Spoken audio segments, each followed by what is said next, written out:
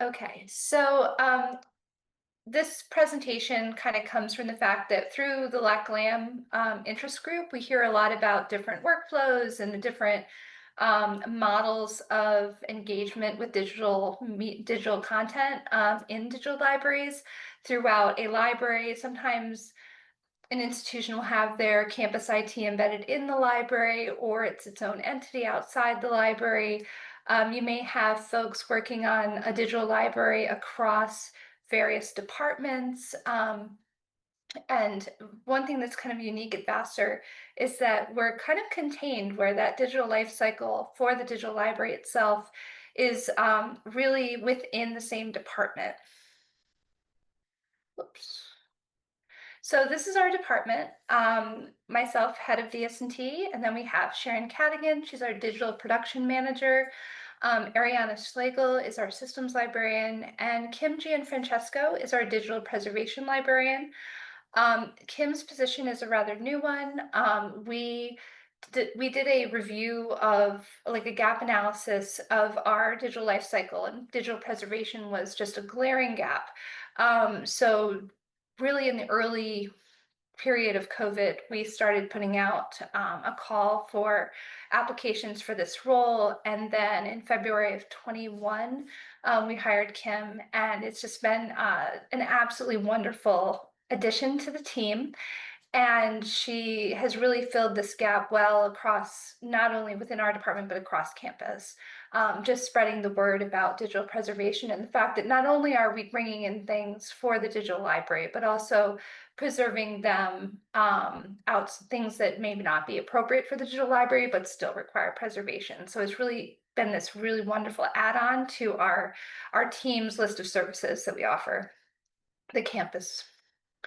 So this is just a quick overview of what we consider the digital asset lifecycle within our department and how each of our roles kind of falls into this. So I tend to focus mostly on project management and the DL collections management and access. Our digital production manager, of course, focuses on digitization, but also maintaining organization within our servers, our staging server and working storage. And also, Sharon also manages our student workers, which is a huge, huge help. Our systems librarian really helps us connect the digital library with our other systems within the library, such as our catalog, which is Alma Primo, and then our digital preservation librarian, of course, is sustainability. So this is just a quick rundown of all the things that I do. Each of these next slides is more of a detailed list of the activities that each of us contributes to this life cycle. But I do want to predicate that with the fact that at least two of us within the department know how to do these things. So we really believe in redundancy. If someone happens to be out on vacation or some sort of a medical leave, or if there's any type of restructuring in our department that's unforeseen, we always want to make sure that we have someone knowledgeable within all of these areas. So many of the things that I do, there's at least one person within the team that can also do these things. We meet bi-weekly. We keep open lines of communication on everything that we're doing. We have an annual kind of retreat where we each share something maybe new that we've learned or implemented within our area of expertise, and just do like a mini lightning workshop on it with each of us, just so we can all stay in the loop and stay knowledgeable of what each of us are doing. So just as it's basically a lot of project management things that I take care of. The biggest thing is really I'm the primary contact between faculty and the library for new digital projects. So for instance, we had the herbarium project, which was a collaboration with biology, and I was one of the co-PIs on that NSF grant, and coordinated the files being brought back and forth between the library. We always want to make sure that before we accept a project that we are thinking about all of the various steps to make that project a success, and those include communication planning, investigating intellectual property issues, defining the project scope, making sure that there's no scope creep, creating a project work plan, and in particular, creating workflows that our students can follow that are very detailed, sometimes including screenshots and videos, and determining what the exit strategy will be, which I think is the most important. Sorry, my slides are not, there we go. And then here are a few more, sorry, okay, there we go. A few more activities that I take care of. So really just coordinating between the DS&T team, which is my department, and archives and special collections. We work very closely together. Whenever a department comes to us and says, I'd like to transfer my files to the library, we usually have a meeting with my department as well as the archives team and those faculty or department members, just because in this day and age, there's always some sort of born digital component to that transfer. So it's a really wonderful open communication between our two departments, and we work really closely together. And it's been a really great working relationship.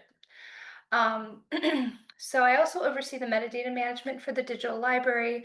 We did have a metadata librarian the first 3-4 years I was here, but they've since moved to another department. So I've taken on this role, which makes me really lean into my old cataloging days at my older job, at my previous job. And I actually am going to be taking a cataloging for digital libraries course in the fall, just to kind of refresh my knowledge in this area, because of a project that is coming up that I'll speak to about later. So I also try to work very close with anyone across campus, where we have a very close relationship with CIS. We have one particular person, CIS is our IT, we have one particular person in that department that has just been kind of our Islandora hero. They make sure that all of our local server installation stuff is taken care of. Very easy to get a hold of, flexible, just a wonderful working relationship. And then, as you can see, the other thing, just making sure that we have efficiencies for any of our automated processes, and even those that aren't automated. So let's see, next one. So digitization. So Sharon, our digitization manager, coordinates scanning. We have a lab that includes a book eye scanner in special collections, which is an overhead scanner for things that are the most fragile. We also have a copy stand with a brand new camera that is automatic, which is a wonderful thing to have. We have 3 Epson scanners. I believe 2 of them are 12,000 XLs and one's an 11, with the large screen IMAX. So we have a pretty robust lab. We also have Sharon's also made sure that we have great documentation in regards to workflows on digitization, and that everything aligns with FADGI guidelines. Sharon also maintains all of this equipment. We have Spider system for color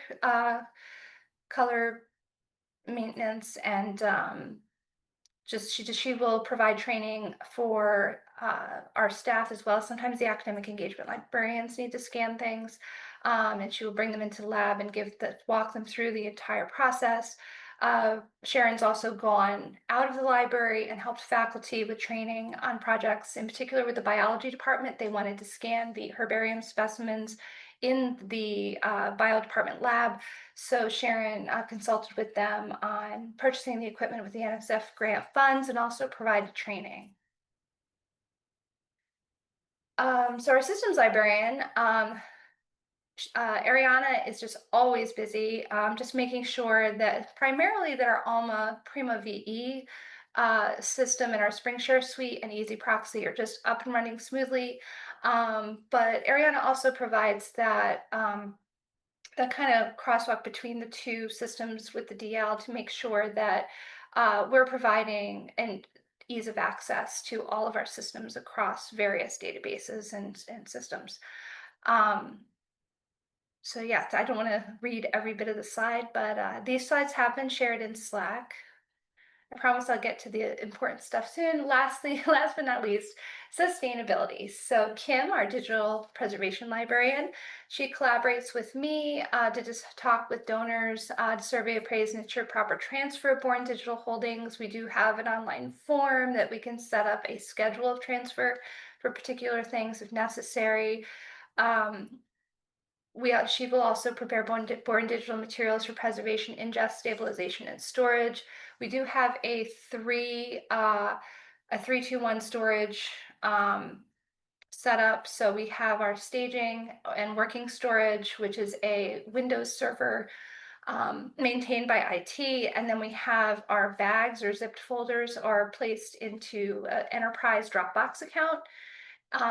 And then we also have an AWS Glacier account for our dark storage. And Kim she runs checksums on a schedule depending on the collection. They all have varying schedules, whether it's monthly, quarterly, or annually, on the material that is in the Windows server staging and working storage. And if anything goes awry there, then she can lean into Dropbox first because there's no extra fee to move those files over, copy them over, and last resort, of course, would be AWS. And thankfully, we have not had to use the AWS files to restore anything to date. Kim's also written LibGuides on preservation itself, digital preservation itself, to educate the community and run workshops. And we have an annual World Digital Preservation Day event in the library every year. Okay, so it all comes down to Islandora. So the meat of this talk really is just what do we do to manage our Islandora instance?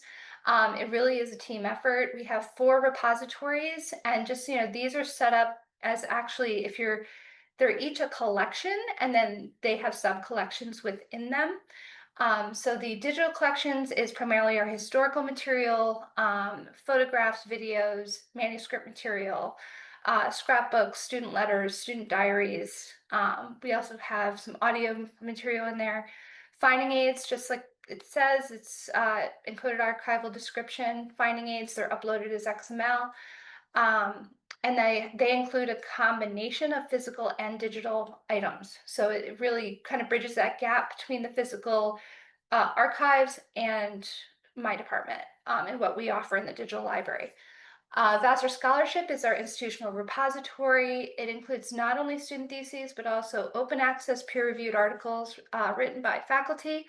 We also accept syllabi, white papers. We have exhibition catalogs, and in the near future, we're also going to be accepting posters from students in the Earth Science and Geography department on their GIS projects. So we're really open to what we consider what Vassar Scholarship is and accept. And we do have self-submission for that. Then finally, the herbarium, which has about over 5,000 specimens. These are scanned herbaria sheets where the plants have been mounted on a piece of paper and with a description, and the students digitize those and transcribe the data on the sheets. And then we used Darwin Core for the metadata standard, and they have their own repository. So just to show you some numbers, these are some record counts. So currently Vassar Scholarship, which replaced VPress 3 years ago, has 1,559 submissions or records. We have 334 finding aids. Our herbarium has over 8,000 records at this point, and our digital collections currently have 8,783 records.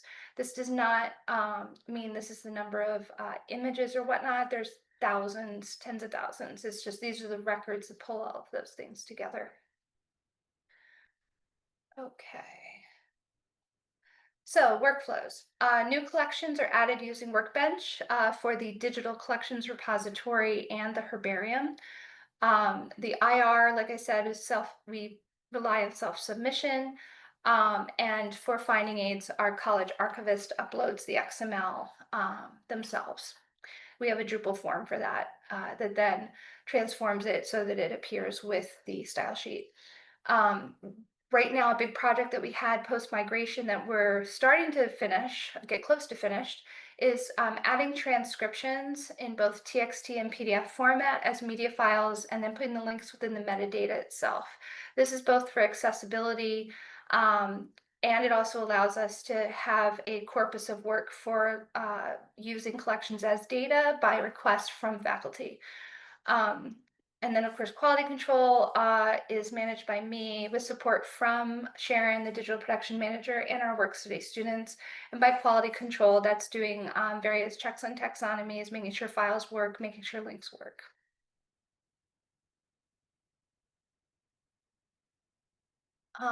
So then Vassar scholarship activity workflows. New items are added through self-submission. It's an SSO controlled Drupal form. No one can see the form unless they are signed in to our site with their Vassar email. The digital production manager assists in departments and coordinating self-submission. So we have training videos that she will distribute to the various faculty department administrative assistants to make sure that students know how to submit their work.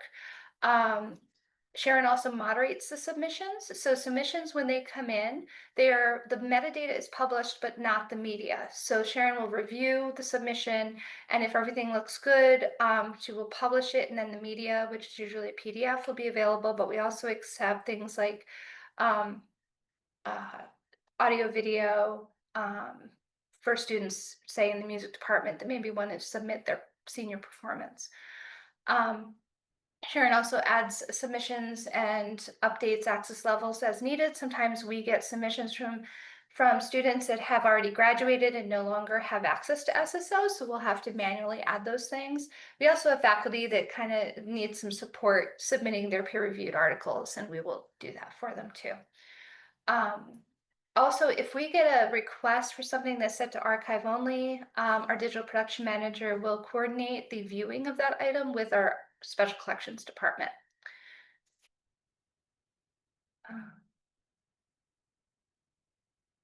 Our finding aids. So the college archivist creates Netis EAD finding aids using Oxygen, and then exports both an XML file and a PDF version of that finding aid. And then she will upload both of those via Drupal form so that they're accessible through the finding aids repository. The same process for updating existing finding aids. And then what I have to do is I go in on a biweekly basis and make sure that anything new has been added to preservation storage.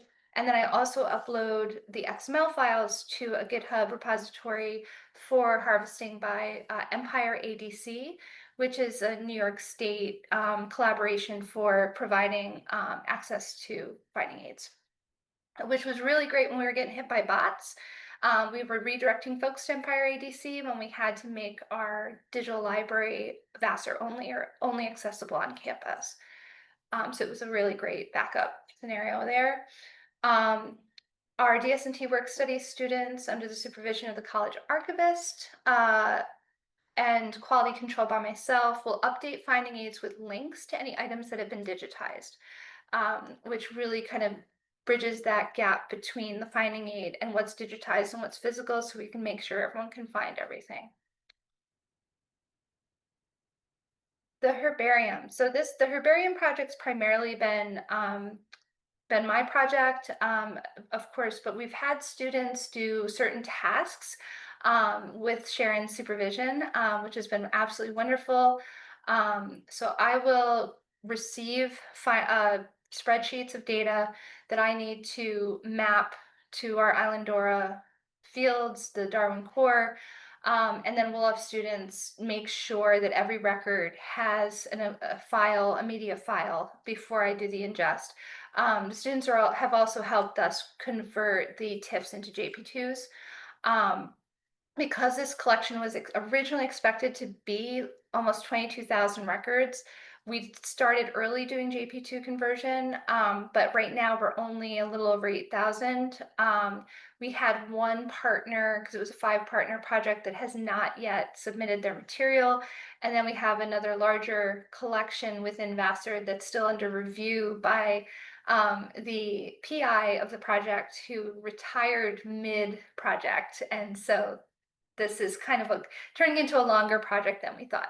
But once all of those records are in, this we likely would not add any new things once we get these final pieces in there. This project also required coordination with these partners in order to, we had students in the biology department go on site at these institutions and help them with their scanning.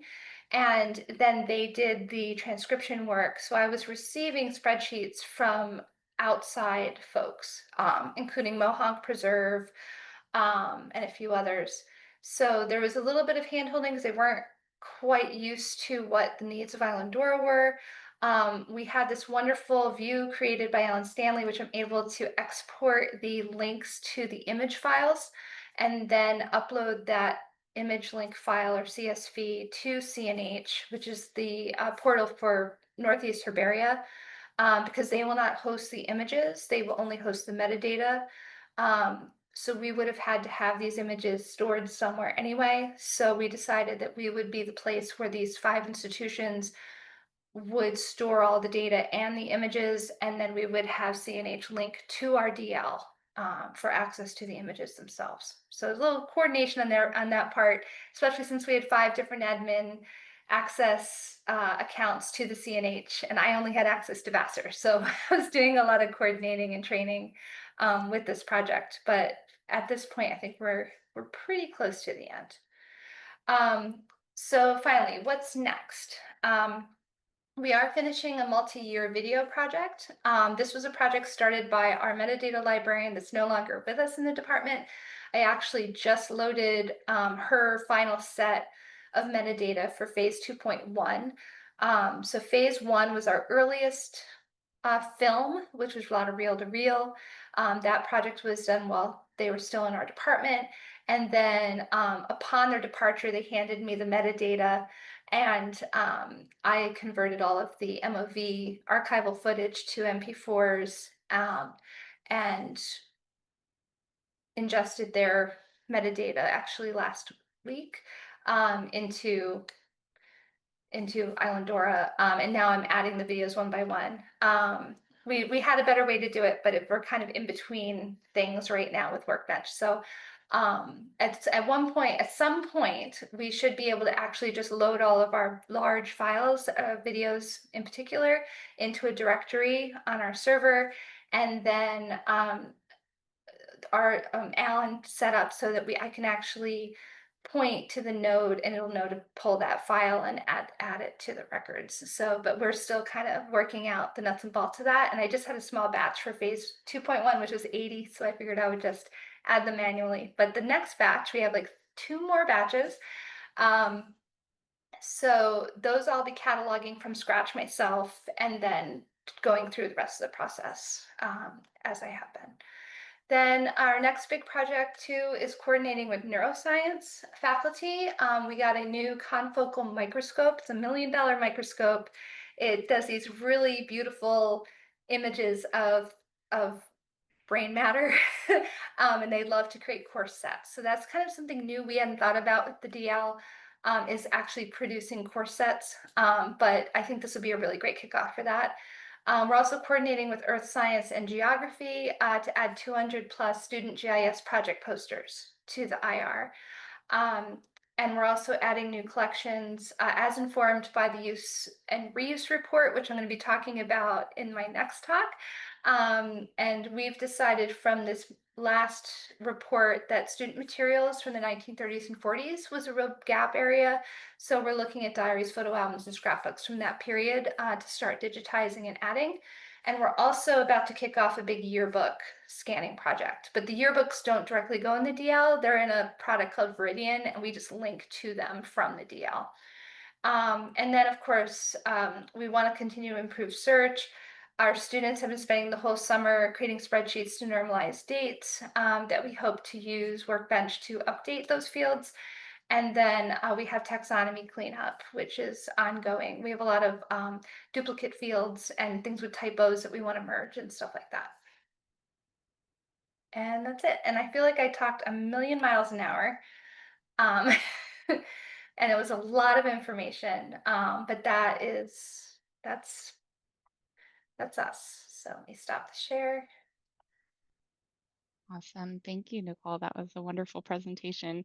I'm going to have us hold questions for the end of the session. We might have a little bit of cramped time, which is totally cool, with a little bit of a late start. I'm going to go ahead. Sabrina, are you here and available to present? I know we kind of moved the schedule around. Yes, I am. Thank you. Let me Wonderful. just get this share going. Share screen options. Mm,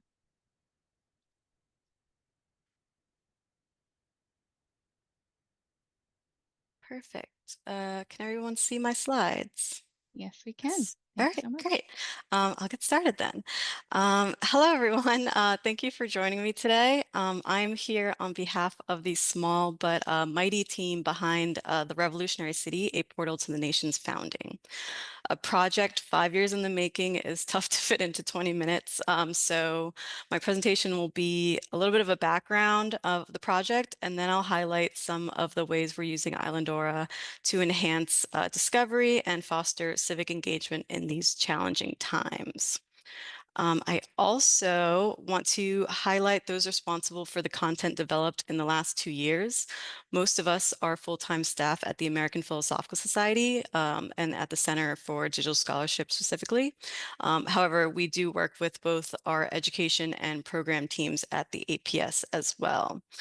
I'll also share that I'm trained as an archivist with a focus on digitization. I'm not an early Americanist, a digital humanist, or developer by training, though I've learned a lot about those aspects through my sustained involvement in this project. Okay, so we can get started. A little bit of background. In 2020, the American Philosophical Society was awarded a grant from the Institute of Museum and Library Services to pilot work on a project to commemorate the semi-quincentennial of the founding of the United States. The lofty goal was to digitize all the remaining manuscript material related to the American Revolution. Our scope started pretty narrow. The remaining manuscripts needed to be related to the city of Philadelphia, the revolutionary city, as in sent to, sent from, or generally about Philadelphia and within the years of 1774 to 1783.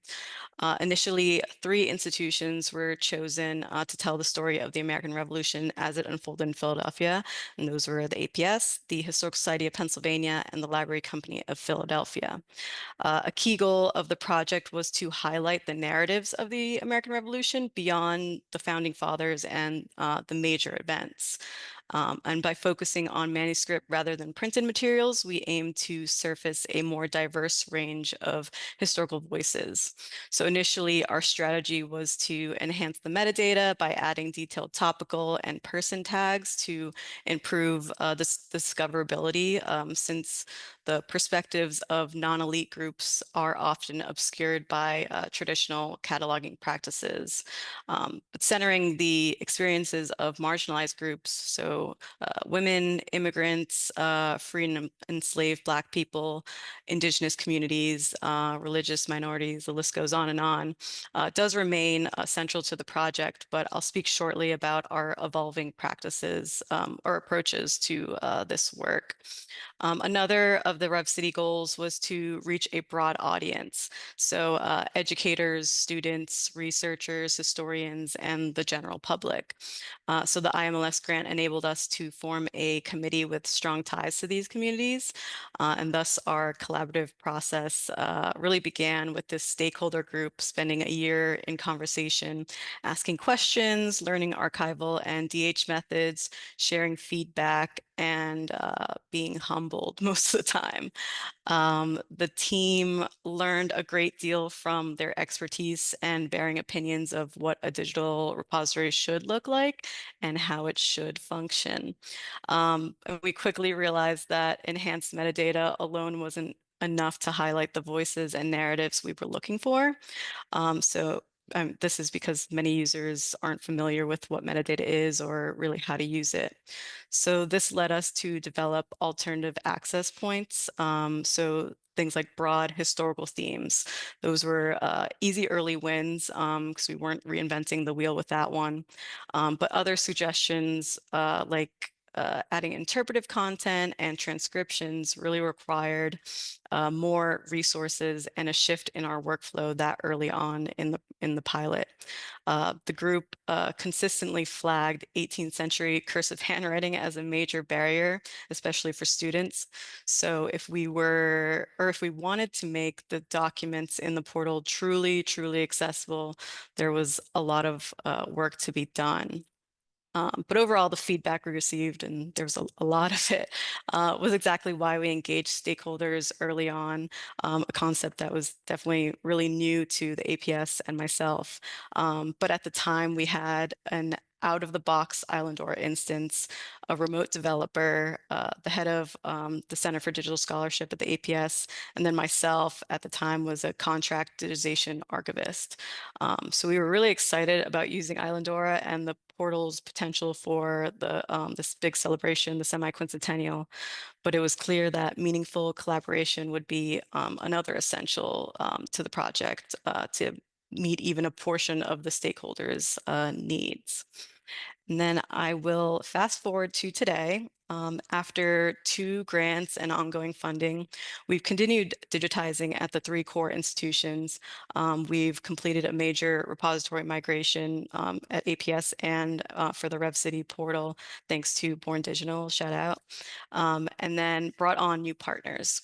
So while digitization is not the focus of my talk, it's still central to the project and the foundation of that pyramid that you saw in the last slide here. In her presentation, I really couldn't help myself and point out that without the stuff, we can't find these voices, let alone tell the stories. So digitization, very important. And then the RevCity portal itself has been live since 2022, or we said it was an active beta. We don't really know what that means, but we like to say it. But we did officially launch the portal on July 1st, so about like 2 weeks ago, which was basically a kickoff to a year of launching. And we're currently onboarding new partners and digitizing and ingesting on a rolling basis. I will say that having institutional partners that vary widely in size and resources and budgets has been a really fun and interesting challenge in collaboration. So shout out to my partners as well. And until 2023, our focus had been on building the portal, digitizing documents, and enhancing the metadata. If we're going up the digital project pyramid, next was tackling transcription. And this was a challenge because early transcriptions were created by interns or inherited from past projects and were just super inconsistent and stored in just unstructured formats. So with about 57,000 manuscript pages now, manual transcription is just an enormous and time-intensive task. So in late 2023, research software engineer David Nelson was roped into the RevCity project and was tasked with making current and future transcriptions more usable within the portal. So with recent breakthroughs in handwritten text recognition, or HTR, David chose to employ deep learning models trained on high-quality examples or training data to recognize handwritten patterns or handwriting patterns. So we chose the software eScriptorium to begin our HTR experiments for several reasons. David was already familiar with it. It allowed us to convert our inconsistent Google Doc transcriptions into training data formats, and it also aligned with our institution's open source technology commitments. So we used 2 tightly coupled pieces of software developed by Scripta project in France. So to train the models and run HTR processes, we use Kraken. And then to generate training data, we are using eScriptorium because it not only provides a wrapper for running Kraken, but it also has a user interface to manually generate training data and to correct computationally generated output.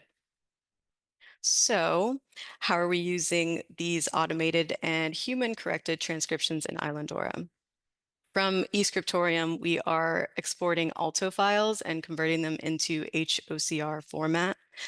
Since the file names in eScriptorium match those in the portal, we use a view to retrieve the corresponding node IDs. And then with that mapping in place, we can easily run an update media task in Workbench. And you see here in our Mirador viewer, we are able to toggle on the transcription overlaid on the page or select and highlight certain text as you see on this slide. Side note, we love this letter. We use it often because this is the fun, juicy stories that we live for. As you see, Peggy Rawl is writing to her friend Sarah. They're both about 16 during the Revolution, and they're talking about another friend, Polly, who has not proved herself a girl of her word because she does not correspond very often with them. But anyways, transcriptions like this provide access to every single word in the document, making search capabilities significantly more powerful than before. For the first time at APS, we're implementing transcription in a meaningful and systematic way. Even though, the process is still progressing pretty slowly, we're still refining workflows and training models. The potential here is really enormous. And then by this point, we've got newly ingested content from multiple institutions connected through metadata and transcriptions, making that material more accessible and full text searchable. Now I'm circling back to our stakeholder feedback and wanting to tackle the next challenge of creating interpretive content that explores key themes, challenges the dominant narratives of the American Revolution, and then amplifies the voices that are often left out of traditional histories. So in 2024, we received funding that allowed us to hire someone to develop that public-facing content that would speak to our modern audiences. And it's the hope that if we can foster civic engagement by making history feel more relatable and relevant during our times, it would be great, right? And then to do that, we have been really activating pathways into the portal by targeting educators, writing guides to the documents in the portal, and then using the interactive tools and multimedia to share stories of the revolution. So the interpretive content seen on the portal now was really an exercise in collaboration between developers, library professionals, scholars, educators, and digital humanists. And I'll quickly go through some of our open source technologies that we're using that allowed us to really activate the portal. But I do hope that you all go and to the portal and poke around for yourselves. So get started. So the RevCity team used D3 to create standalone visualizations, such as a family tree of prominent figures in the collection, as well as visualizations that actually draw from live data on the repository. Example of this is a network visualization that draws upon data in the linked agent field to automatically create a network visualization of all correspondence in the repository. So this graphic representation of the portal allows users to explore connections between people named in the portal in an active or interactive medium, which then allows you to see the documents about this person and easily navigate, to all of the correspondence in the portal. Next, we have story maps. So outside of transcription, the most requested feature for the portal was some sort of mapping function. This, however, is incredibly difficult when the project is so narrowly focused on one location. So instead of developing some sort of GIS application, we opted for StoryMaps.js. We like this tool because it has a low bar of entry, which is really important when we're working with interns who may come to the project with limited technical ability. The maps allow us to place users not only in the time period, but also allow them to visually move through the space. And these we found often act as the first entry point for thematic discovery. And then for stories that go beyond our geographic scope. We have employed the open source tool Leaflet and Observable to create these interactive maps. While it's possible to use Leaflet programmatically with repository data, we have not done this yet. But the code producing the map is linked at the bottom of the page, or on the bottom of the portal page. And this also links out to a couple additional tutorials and tools that Yumi had used. And she also used data from various databases of historical markers for a lot of the coordinates. And I have a note to say that while the code for Observable is open source, I wouldn't go as far as saying that the whole platform is. So just FYI. Next, we have Timeline.js, which is another tool that enables really anybody to build visually rich interactive timelines. This allowed us to create alternating timelines of the revolution, one focused on the major events, and then another focused on the revolution's impact on people of Philadelphia. And like many of these tools, we've liked this because you're able to link directly to the documents within the portal or external sources in the text. In the portal, this is actually, these timelines are on top of each other. So all of these open source tools are pathways to different voices and narratives in the portal, which we hope will bridge the divide between scholars, the already engaged public, and most importantly, Gen Z and Alpha. In order to bridge the divide, however, we do want to engage these communities in different ways. And the APS and our RevCity partners are committed to connecting with broader public audiences through community-facing initiatives such as museum exhibits, plug for our Philadelphia, the Revolutionary City Museum exhibit in Philadelphia, but also transcription events and interactive programs like Quizzo and Family Days.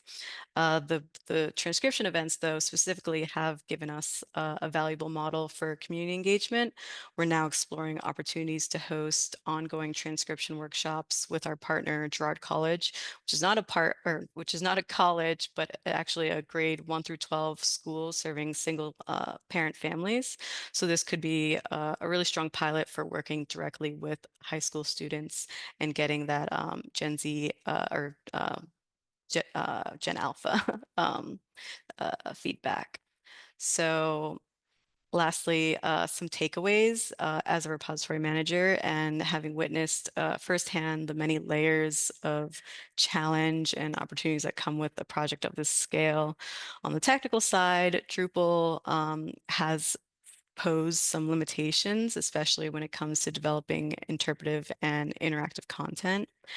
And then choosing to work with a vendor rather than building everything on site has its pros and cons. While we do have staff who are technically capable, our capacity to build and maintain complex features in-house is limited. Partnering with Born Digital has lifted much of the burden around maintenance and security, allowing us to really focus on digitization and meaningful content creation. But they've been a really responsive team, willing to help us tailor solutions that meet our very specific needs. And that said, our ambitions often really outpace our resources. The APS is a small research institution with a separate digital library and obviously finite funding, but we often find ourselves dreaming of customizations we can't really afford. So more broadly, we're often stretched thin too, right? We operate like a larger institution than we are, which sometimes works against us. And while this project was envisioned as a collaboration, it's been difficult to secure that consistent engagement from some of our partners, which is largely due to just the library field in general, just that it's chronically underfunded and understaffed. Still, we continue to move forward and welcome any help we can get along the way, which leads me to my last slide. The RevCity team would love to hear from you all. How are you or your institution using Islandora to engage your users? What open source tech are you using? What are you having to customize? What are we not doing that maybe we overlooked? I look forward to hearing from you either in the Q&A or by email. I'll drop that in the chat shortly. But thank you so much for listening, and that's all I have. Wonderful. Thank you so much, Sabrina. That was an excellent presentation. Thank you. Yeah. Okay. So next up we have Martin presenting, I believe. Martin Halbert. Hi, yeah. Aubrey, can you hear me okay? Yes. Great. Thank you so much. Let me see if I can get my slides up. Wonderful. And tell me if you are seeing that all right. Yes. Okay, well, thank you so much for the opportunity to talk about this teaching application of Islandora. It's been a wonderful, unexpected surprise to me that I'm delighted to finally get a chance to talk about. I'm very proud of what my students have done with this. Basically, this was a effort to use Islandora in library and information science instruction to teach information organization and repository collections. While I was teaching in this role, I was also, some of you may know, I was a program officer at the National Science Foundation. But this was very near and dear to my heart. So I'm very glad to have a moment to share this with you. If I can make my slides go forward, there we go. So briefly, I'm going to talk about this application, how it came about as an unexpected spinoff of an IMLS project, the particular way that I used it over the years in our Introduction to LIS course, how it was very popular with the students, how they had a lot of input into the application, the particular approach to using Islandora in this scenario, and how we set it up with Discovery Garden and a few other things in the short time I've got to talk to you about it today. So this project was actually a spin-off of an IMLS project, like so many are.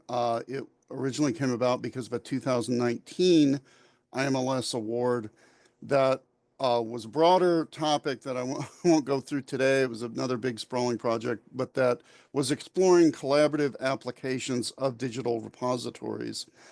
One of the applications that we studied in the project was this idea of using Islandora for pedagogical purposes in LIS, Library and Information Science.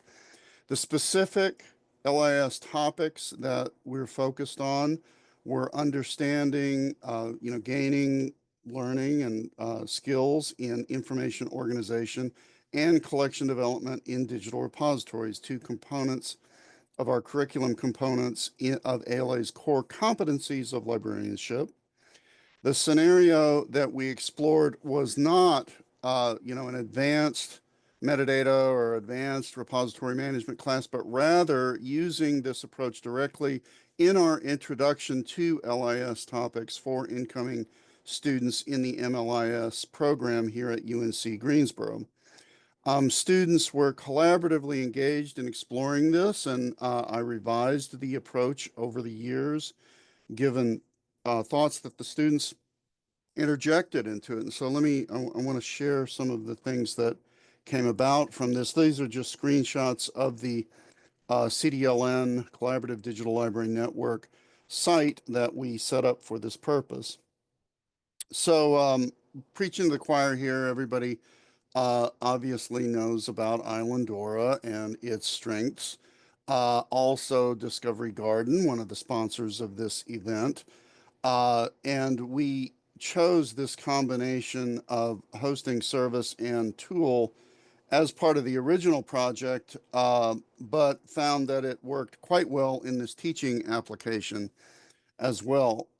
So we had Discovery Garden set up an instance of Islandora 8, and they've been updating it over the years to the newer versions as they've come out. But our approach was really, after a bit of initial analysis, to enable virtually all the Islandora features and not constrain it. Originally, we thought a bit about making a simplified application for the students, but I really wanted them to be exposed to all of the different capabilities of Islandora and not be required to use them all, but at least see the range of things that is possible in a big repository application like this.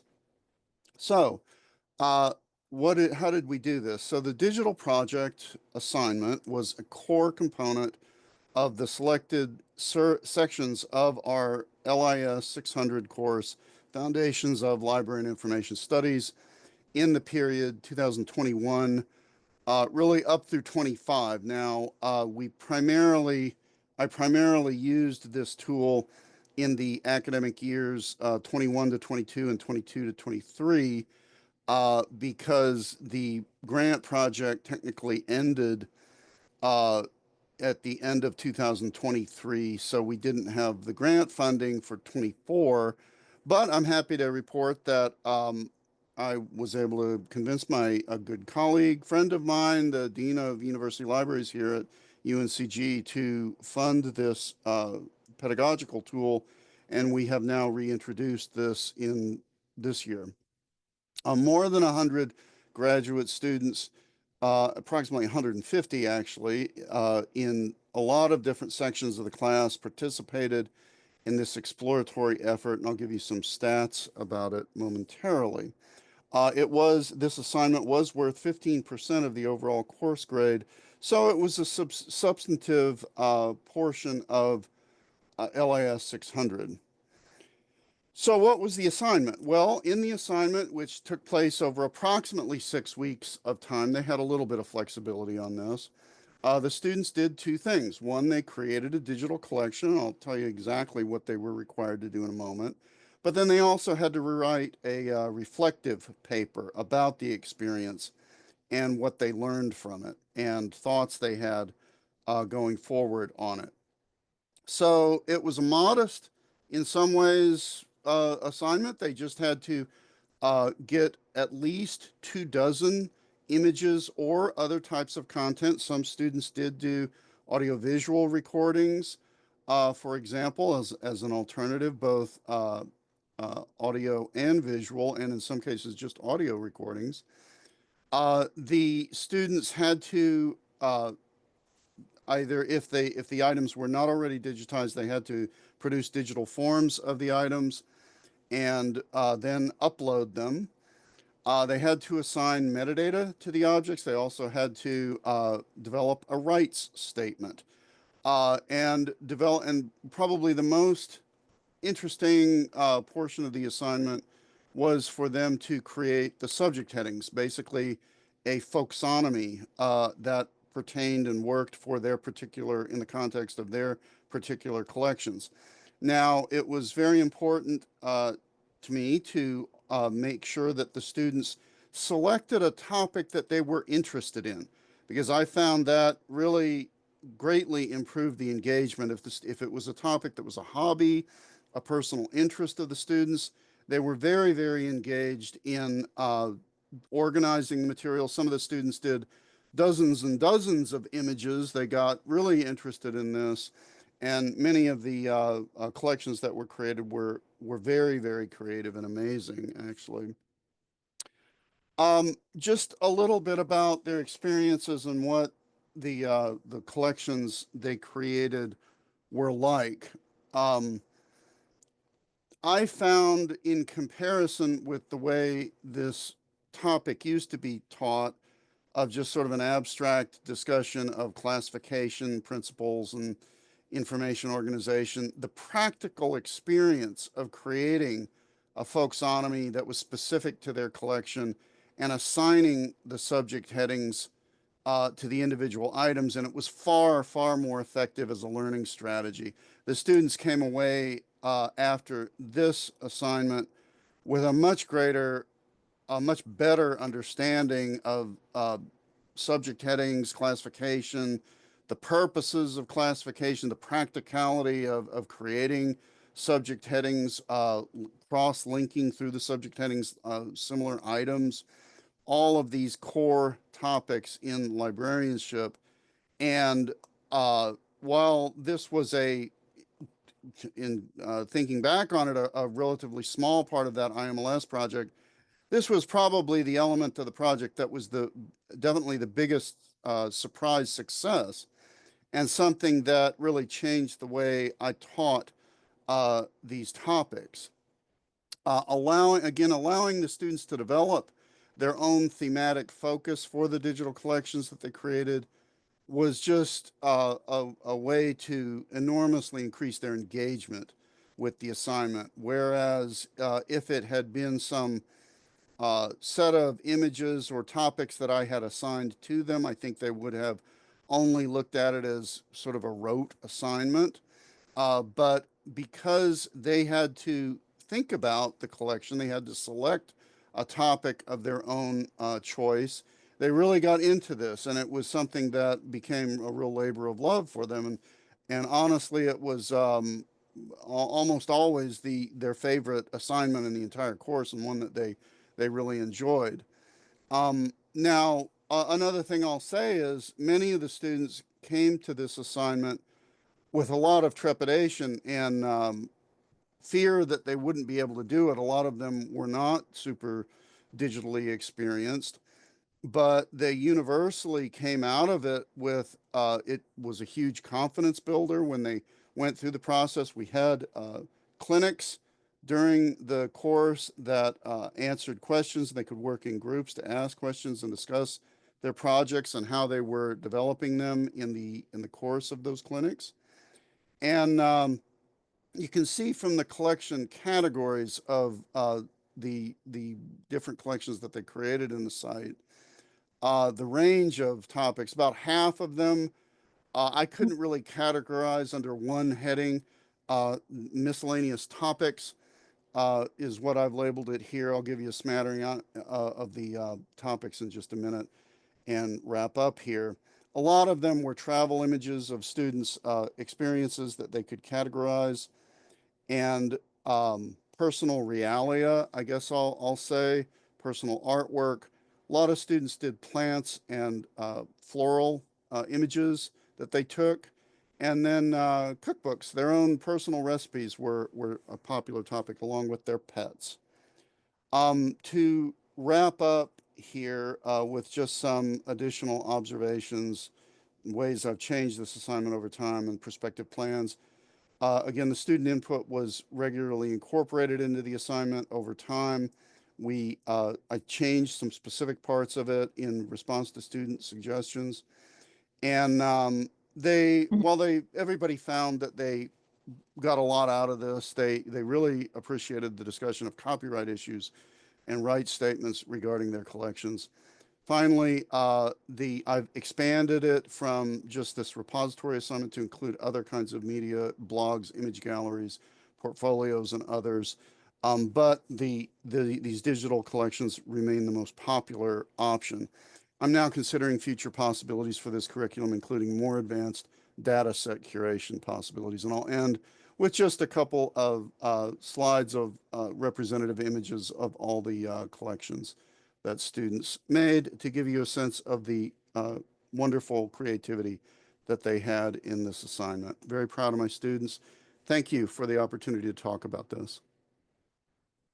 Thank you so much, Martin. That was really excellent. It's great to hear about that work that you're doing. That's actually something that I'll be bringing up at the AGM. Part of our year plan is actually to work more around education in the near future and hopefully help run those kinds of projects and help with mentorship, that kind of thing. So that's absolutely on our radar. So it's really great to hear that.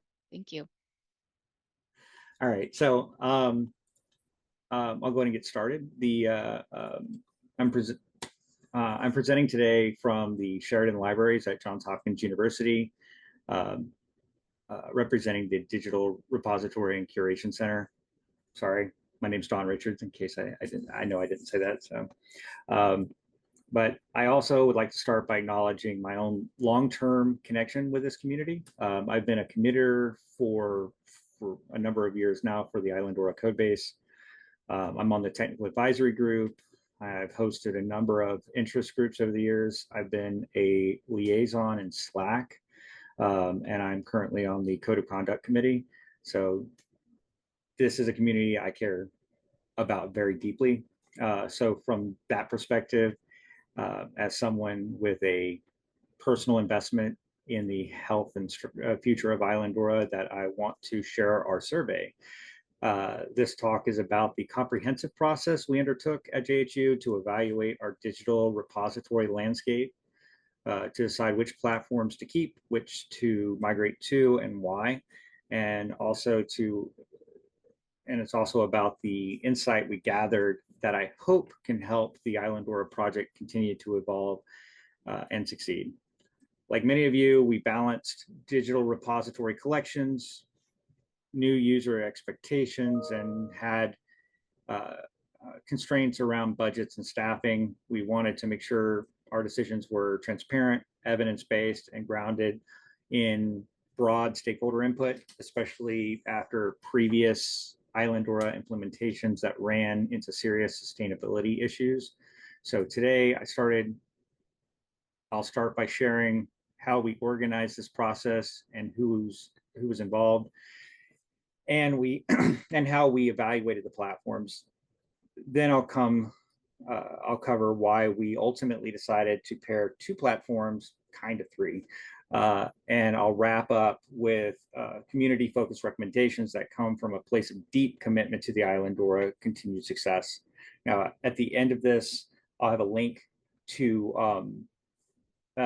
not just this slides, but to start making the slides, I wrote a full report on this, and way more in depth than I'm going to be able to do in a presentation. So if anybody's really interested, at the end of these slides is a link. It's also in the group notes on basically a full report on this, and it's way more in depth than I can begin to. So this slide shows the process we used for exploring the digital repository landscape, so we could make a truly informed decision. We didn't want to go with gut instincts or just stick with what we had. We set up a structured process based on priorities, and we made sure that it was guided by a wide group of stakeholders. Who led it? Well, we had a digital repository selection group with 12 core members from across the library. So we pulled in curators, software engineers, public service staff, researchers, and even leadership to make sure that we captured everybody's needs. What we actually ended up doing was we started by creating user personas and then mapping out all the different types of content we manage, then listed out the capabilities we needed for both the institutional repository and our digital collections.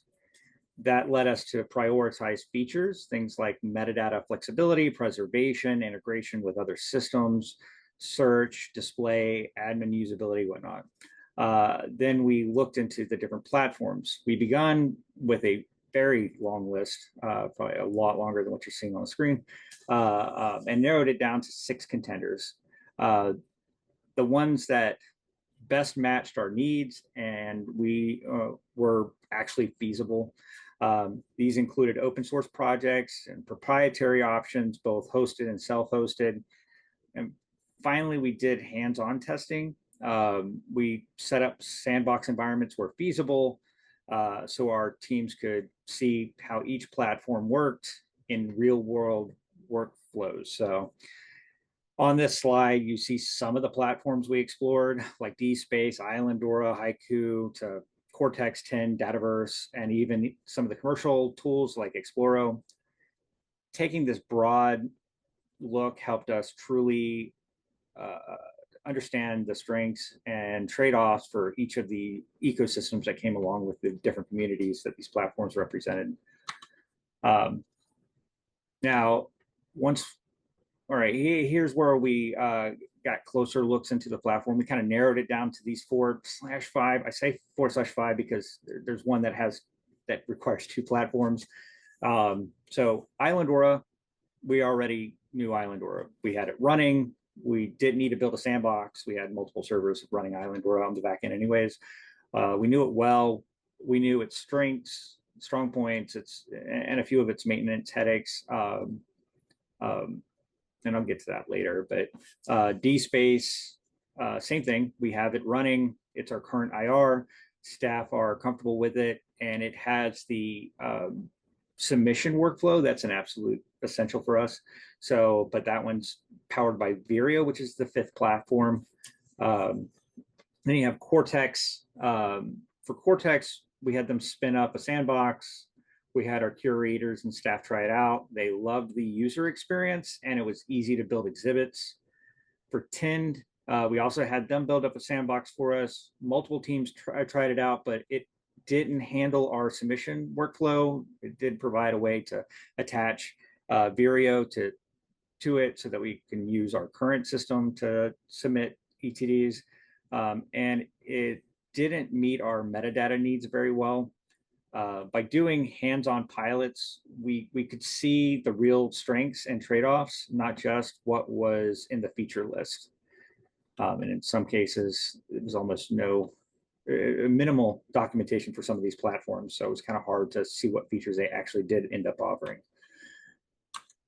Now, here's where we landed. On the left, we'll see is like we picked DSpace for our IR. It's familiar. We're already running it. Staff knows it well. It's critical for our ETDs and works well with Vireo and had the best submission workflow that we could find. But when it came to digital repository, digital collection selection, we decided to go with Cortex. Everyone loved the admin side of things and user experience. It was super flexible with curators, especially good at exhibits and rich media. It had one massive downfall. It doesn't currently have an API, which was almost a non-starter for us. But like most vendors, they promised that it's coming and that it's currently being under development. So our institution decided to take a chance on it. What we have on the right is we decided not to go with Tind. It couldn't support ETD submission workflows, which was an absolute necessity. Their interface wasn't really intuitive to our staff, and it had a heavy mark focus for the metadata, so that didn't fit very well with our digital collections. As for Islandora, even though it's packed with functionality, especially metadata and APIs, our previous implementation was really hard to sustain. Needed more Drupal developers than we had, like specifically a Drupal front-end developer. I am not a front-end developer. We also had a site stability problems when trying to implement consistent platform structuring on the back end. So something we do with most of our systems is put behind a reverse proxy, and that turned out to be a very large headache for us to get it to work properly. And it has pretty high hosting costs. So just the system idling, doing fixity check and whatnot seemed to be pretty high compared to most of the other platforms. Stakeholders ranked it pretty low, mainly because of the UX, as well as knowledge about our infrastructure worries. So beyond just picking platforms, we also came away with some bigger lessons. First, we realized that one platform would not be enough for both IR and digital collections. We really needed a dedicated, specialized tool for each. DSpace alone just wasn't enough, since IR and digital collections have vastly different needs. Second is our integration drove everything, or more specifically, our workflows drove everything. If the platform couldn't work with our critical ETD submission workflows, it was a non-starter for our IR. So that had a big impact on which one of these systems we were or weren't going to pick for IR. And third, just as important as features and functionality was staff bandwidth. We had to think about how much we could realistically maintain over the long term. Overhauling our CI/CD workflow when the community made a seemingly small change was extremely costly, like removing containers or switching to starter site and stuff like that. These lessons were huge for us because, and probably do resonate with other people at this conference. So thought I should mention it based on our experience. So based on everything we've learned, both our pilot and for years of working with the Islandora community, here's some advice from our for the community. Lower the technical burden by improving like documentation, make upgrades smoother, give cleaner guidance on DevOps methods like properly implementing reverse proxies with ISLE. Avoid costly forks. Now, show people how to extend Islandora without drifting away from the main community base. This was a big issue for the team that was here at Johns Hopkins before me. And that put me in a position where I ultimately landed at. So highlight some strengths. This one's a big one. Really market what Islandora does best, like powerful metadata support and robust APIs. And invest in UX, like build more intuitive admin tools and themes. Improve something that came up a few times by a number of key people is like improve the image and video viewers so that curators can do more without always asking or needing IT, like specifically the editor or viewer for both the VTT transcripts and the OCR files, and help with cloud costs. And it's seems a little out, but both offer best practices on scaling and managing expenses. It's a huge concern for the institutions on tight budgets and large collections, especially when there's configurations that are probably necessary to slow down or limit microservices turning in the background all the time, because each one of those could be elevating costs daily. So preservation, this one's a big one, is like provide a clear way to make Islandora part of the preservation plan. This used to be a thing in 7. So people see it's not just for access, but for a long-term solution. These are all areas where the community could keep improving to make Islandora even stronger and more appealing to places like ours. All right, so to close things out, just a few final thoughts. Some key takeaways is no single platform did everything we wanted. Each came with its own trade-offs. Our approach, well, we chose what was practical and a little shiny. Matching platforms to the needs like IR and digital collections, looked at staff skills and what we could realistically support and make sure it all fit within our budget. Our hope here was by sharing this so openly, we really hope that to help the community keep improving and maybe guide other institutions that are trying to figure this out for themselves. I made sure that this presentation was really short so that I could leave it open for questions. So I assume there would be a lot. I probably assume that there'd be a lot more than there actually is going to be. So yeah, that's where I'm at. So thank you. Thank you so much, Don. It's a great presentation. Some really good points in there. Some things that we're hopefully going to address with the community plan. Does anyone have any questions or thoughts around Don's presentation? Feel free to unmute if you'd like to chat.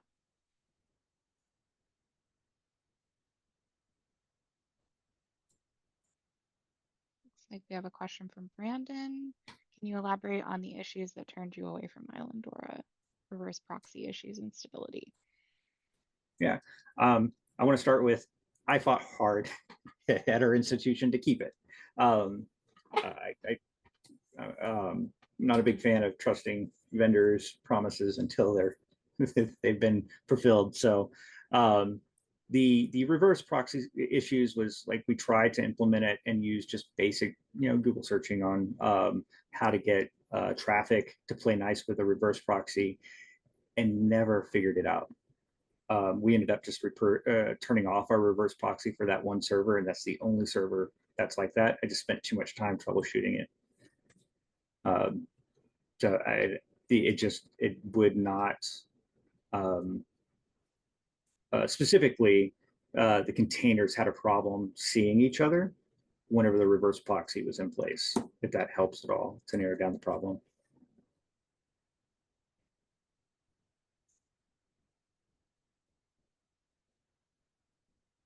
To answer Rebel's question, is this an official announcement that JHU is leaving Islandora?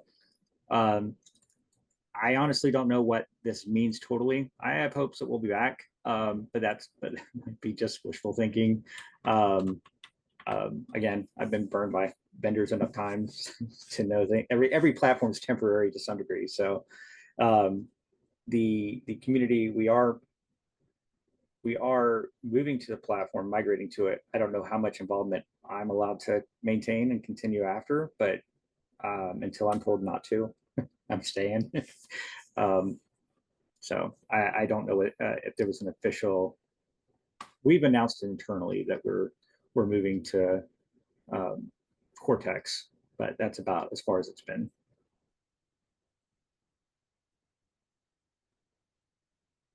Yeah, thanks, Mark. Yeah, I agree. We really should, in my opinion, we really should get back to making sure Islandora has a place in the preservation strategy.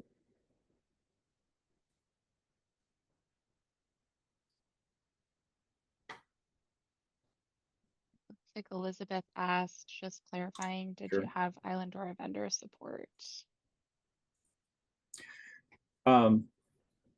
We actually looked, but not as part of this process of switching to platforms. We were prior to this. We had reached out to a number of vendors and tried to, not as a committee, but as a temporary solution to reach out to vendors to get through the maintenance woes, and so that we could take that off our plate.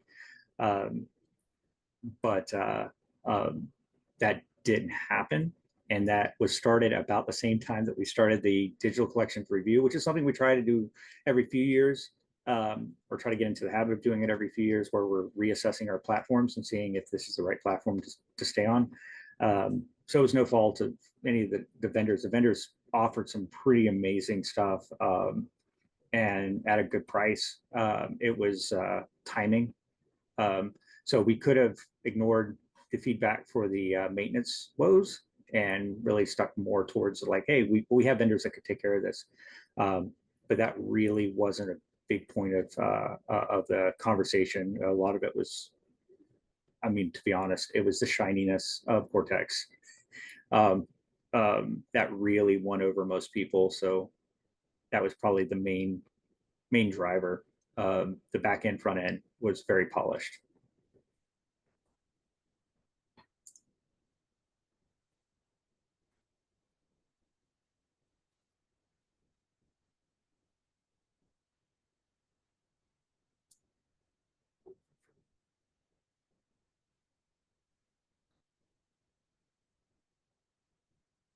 It looks like Natalie asked preservation rule.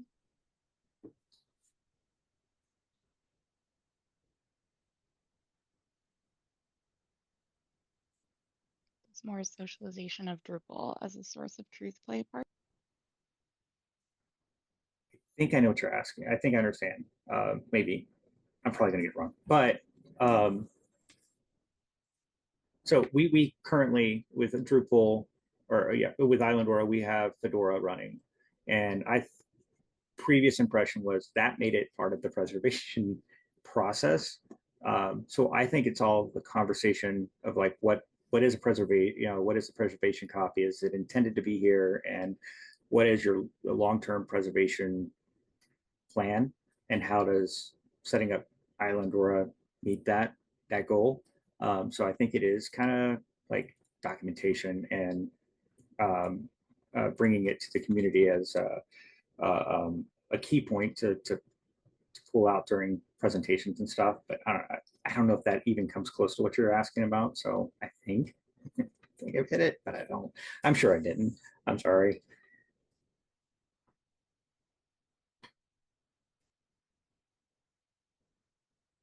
Yeah, feel free to unmute Courtney. if there's any clarifications or anything like that.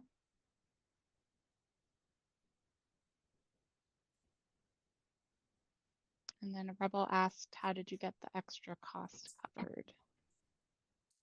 How did I covered by like how did I assess that? Or I know that I don't know the open discussions are recorded. I don't know if the Q&A afterwards is, but I don't know how much I'm supposed to share. But we do about $1 to $3 grand a month for just our Islandora instance for hosting on AWS. And it's very costly because that is a lot higher than any of our other platforms. We have other platforms with more storage needs and bigger demand.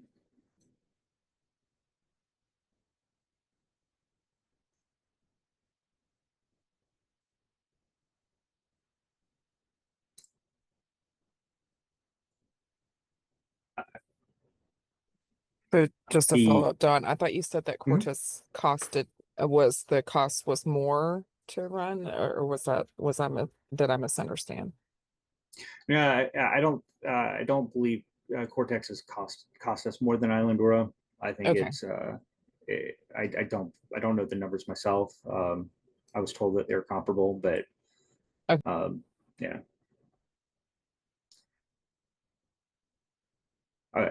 Donald, are you asking to see if I will be willing to share the rubric? Because I think I could do that if that's what you're asking.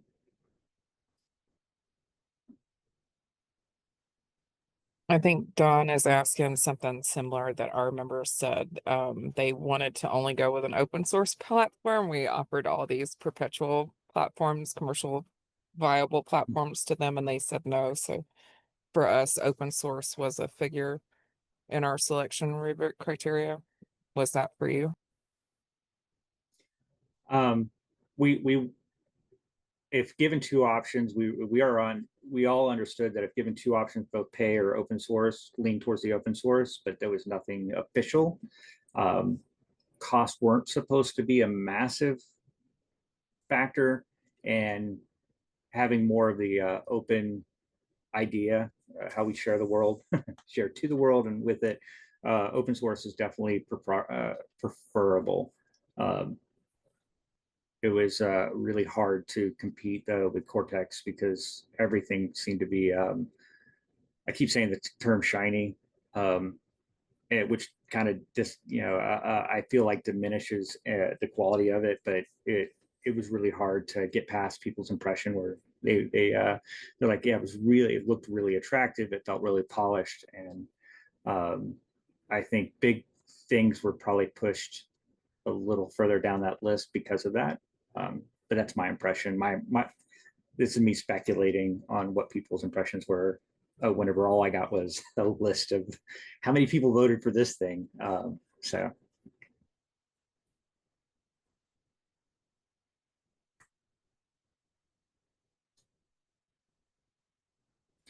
I don't actually have any numbers though for the rubric, but I don't mind sharing it as long as I get my department head doesn't have a problem with it. I'll 100% share it.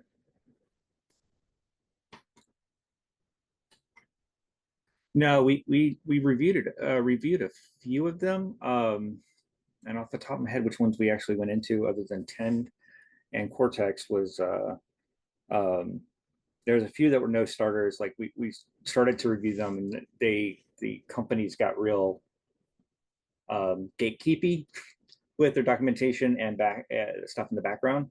Like no documentation. I don't think many of the proprietary ones had any real public documentation at all. But the four that we reviewed the most were DSpace, Islandora, Cortex, and Tend, or I should say, spent the most time on reviewing. There was a couple of them. I don't remember which one it was, but it was one platform that as soon as we logged in, we're like, "Yep, this isn't it for us." They had a huge focus on the user profile and not really focused on the digital collection side of things. So that was a pretty quick no. Honestly, I don't remember which platform that one was. We just reviewed so many. But digital commons.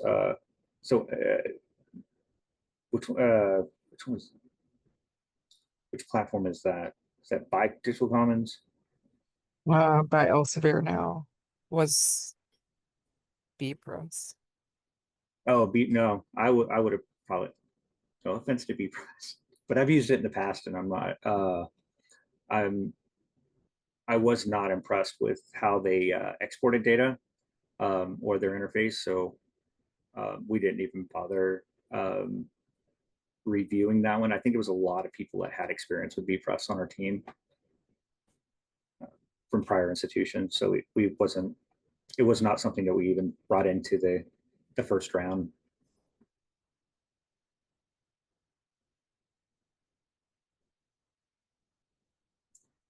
It does not. To answer Natalie's question about Cortex include a preservation model component, nope, it does not. In fact, I don't recall any, off the top of my head, I don't recall any of the platforms offering one. I'm sure I'm wrong. I'm sure it's just something I missed, but it was not emphasized, and I think it would have. It used to set Islandora apart, and would, I think, in the future, but that's my opinion.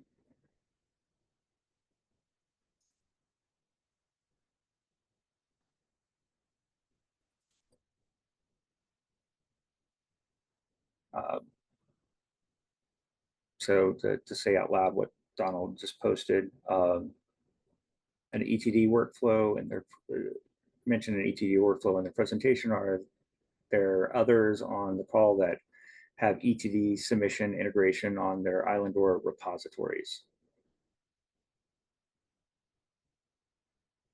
There's for EAD and encoded archive descriptions. I think there's a module in 7.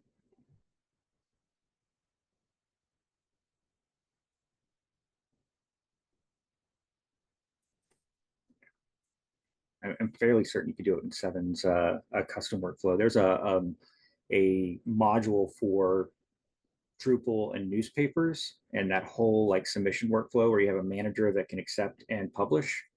For the life of me, I can't remember the name of it, and I do not know if it was ported to 10 or not, but there was one.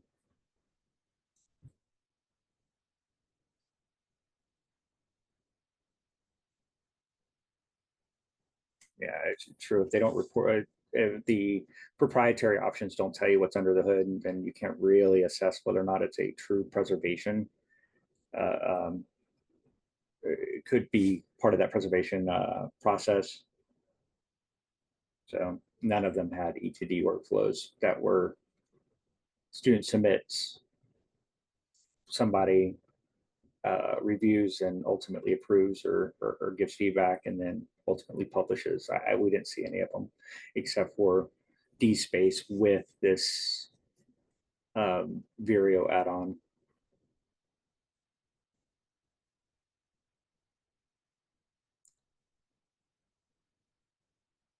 But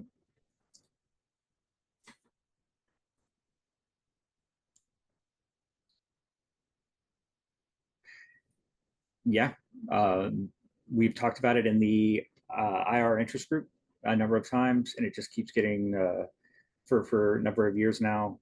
I was the maintainer of it for a while, and I passed it off.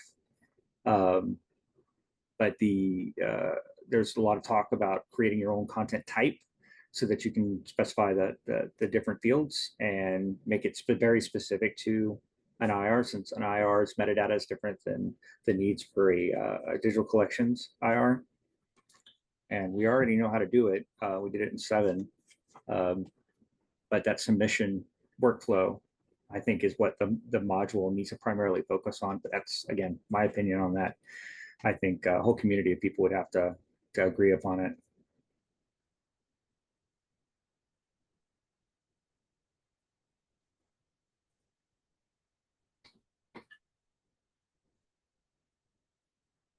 Tommy asked, with the proprietary systems, how many of them gave info about ease of getting all the data out? I think that it that's always an important consideration. Like you said, all systems are temporary.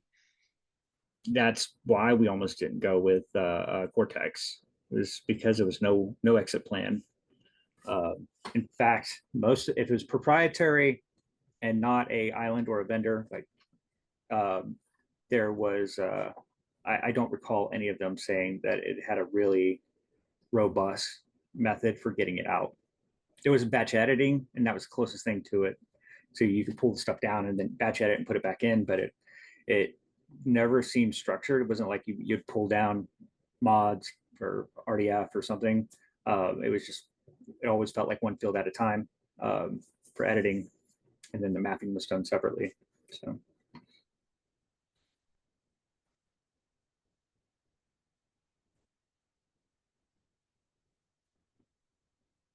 To build up the report that I referenced at the beginning of the slide, that is on the link here is on this last slide. I dumped all of our notes into Notebook LM and tried to output the most comprehensive report I could for our decision, what we came across based on JIRA notes or JIRA tickets and Confluence notes. So this way I didn't miss anything. So I'm hoping it's all in there. It wasn't like I copy pasted it out, but it helped me build the report. So I don't think I missed anything.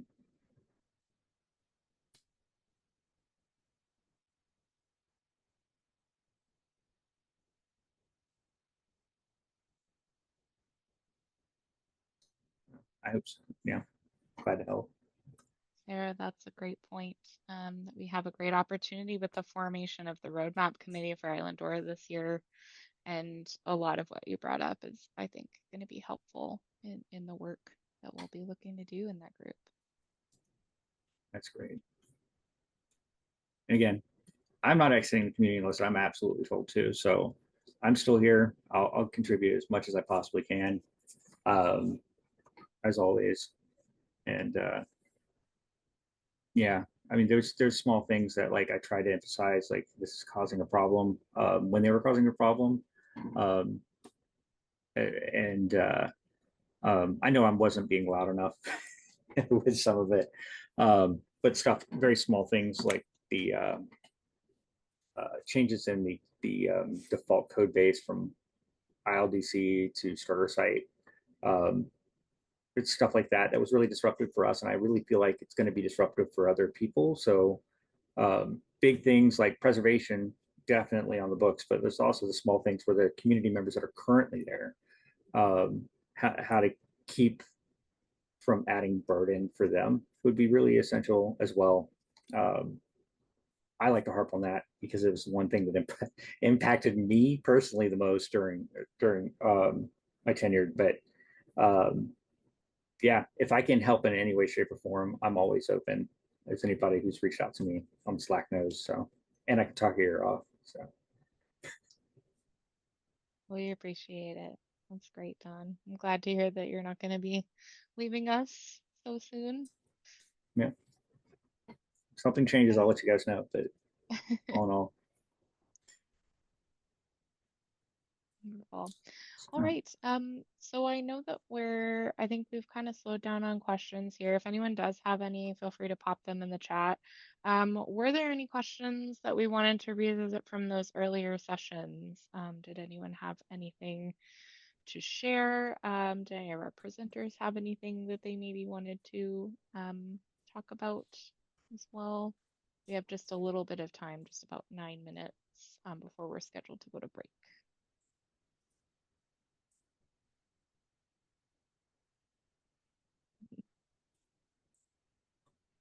Totally a I gotcha. just wanted to clarify there was the discussion about ETD workflows, and I was talking about EAD workflows within our institution. So just to point that out, that apparently there used to be a module that you could put EAD finding aids into Islandora 7, but that didn't carry over to 2+. So when we decided we didn't want to go with Archivematica for our finding aids, we decided to custom build that repository. Thanks, Nicole.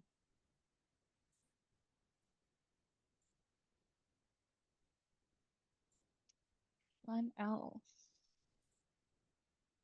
If not, that's totally okay. We can head to break a little bit early, have a little bit of an extended break here. So feel free to. We are at time back from break. So if we want to go ahead and get started, more than welcome. Hey, thank you all for joining us. You are here for the session of the League of Extraordinary Users testing the Islandora 2.0 starter site. You'll proceed to the next slide.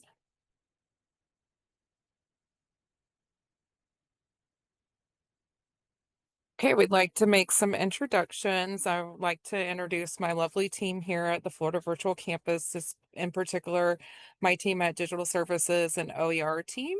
And I will start shortly with myself. I'm the Director of Digital Services and Open Educational Resources at the Florida Virtual Campus Library Services. I hold over 15 years of experience in higher education with 6 years in academic research libraries and another 6 in library consortia. Prior to working at FLVC, I worked as the director for the Center for Advancement of Digital Scholarship for Hale Library at K-State University or Kansas State University. And prior to that, I worked at the Tampa Library for the University of South Florida as their library operations coordinator. In the room, we also have with us Elisabeth Blau. She carries over 15 years of experience in academic library environment.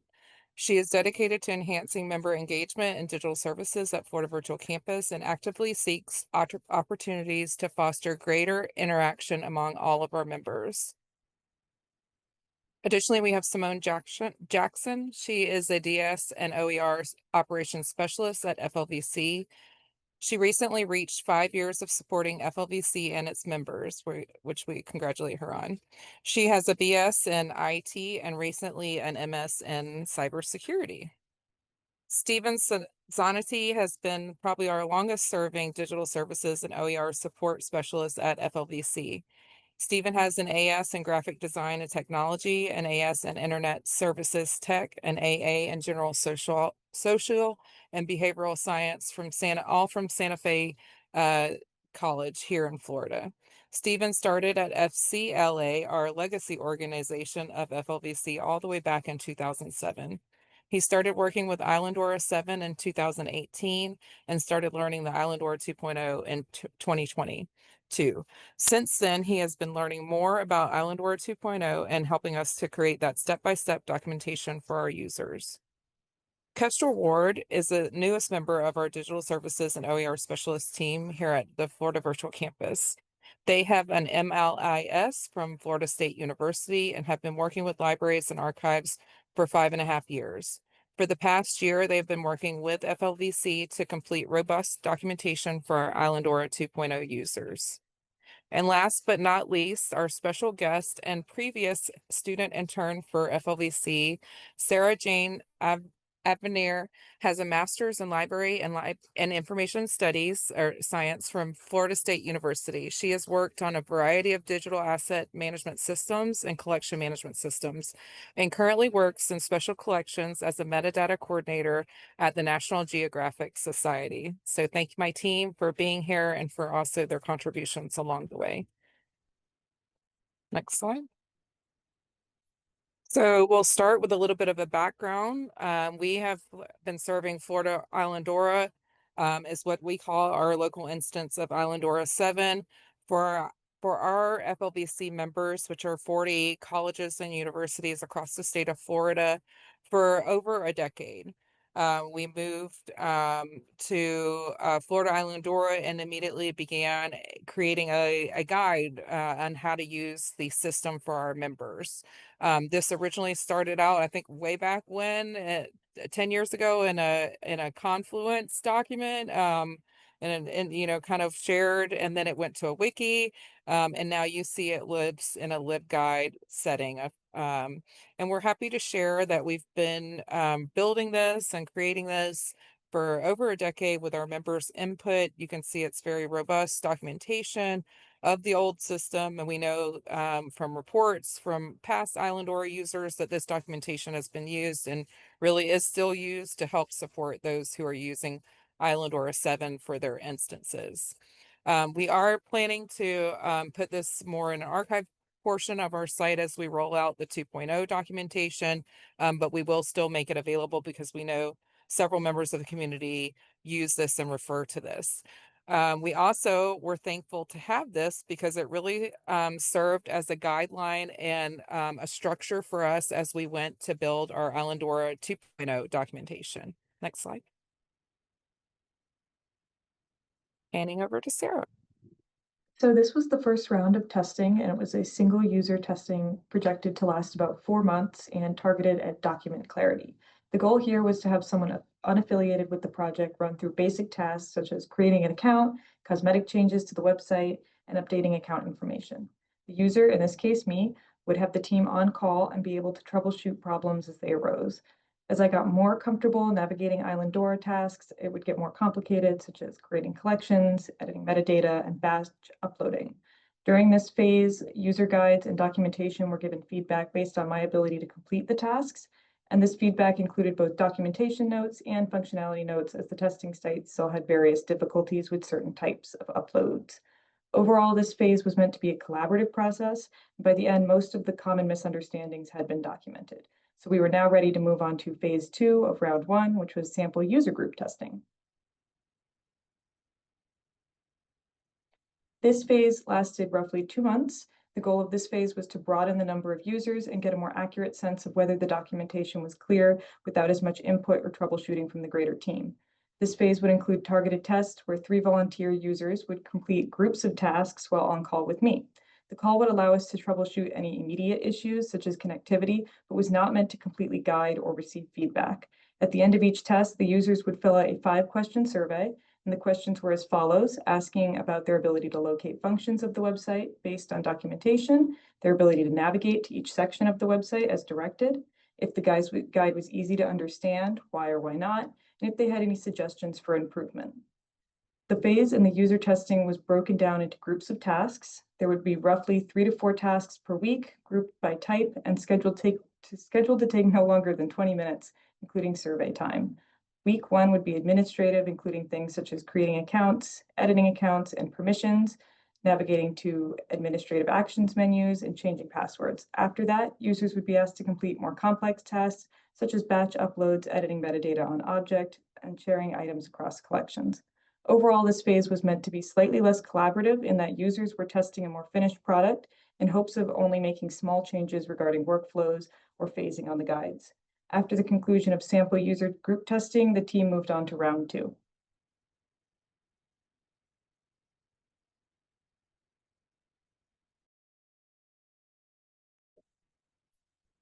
So for round 2, we wanted to target a specific group. So we had our first starter site up, now called the old starter site for us and you all as well. We chose the group of metadata. We understood this to be a need for our community and a need for Islandora community, and so this was why this particular target group was sampled. We also decided to look at a particular area so that we could really hound in on what it was that was important for our users and really be able to understand what their needs were. And we thought focusing in on a particular task or activity was a way to really dig into this instead of a more broad outlook at all of the documentation available.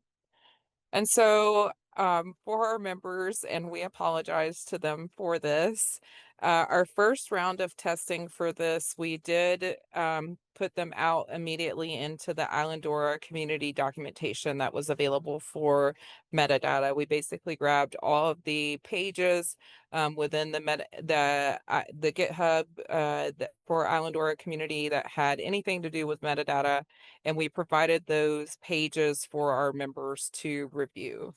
Our members gave us lots of feedback about the Islandora community documentation, including specifically lack of visuals and audio, things of that nature to make the content more engaging and enticing for a user to continue to read through or to interact with the system. And so next we went and we had created a small portion of documentation for metadata internally, and we gave the testing group that documentation next. And again, this was a targeted user group, and we asked them to give us feedback on that. We had incorporated some of the feedback that they had mentioned, including videos and including images of screenshots and various different ways to make the content a little more engaging for them. And they gave us even more feedback on that. Even more visuals is something that they wanted, ways to follow along, clearer directions for steps, and various different things that you'll see and more specifics later. Next slide.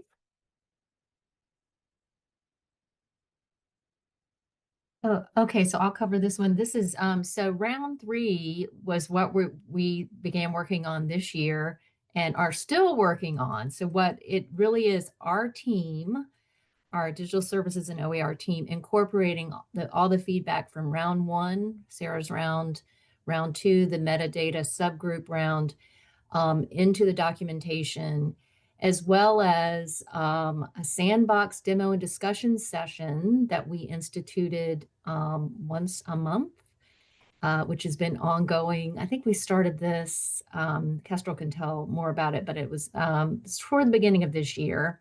And then help desk tickets and feedback submission forms provide more info from users. So now we're going to delve more into round 3 and what our team has been doing based on rounds 1 and 2 and what else is coming in now. So let me move forward. And this is Stephen. Yeah, thank you, Elisabeth. Well, Sarah first looked over the Islandora 2 documentation and made comments before she had any test people to take a look. And she gave us comments, and we kind of made updates because most of our documentation started off with our Islandora demo site. So we had to update it to Islandora starter site. So we had to change the screenshots and that kind of stuff. So we made updates, and using Sarah's comments, we had to update our screenshots, like I said, because of Islandora 2.0, demo. We changed to Islandora starter install.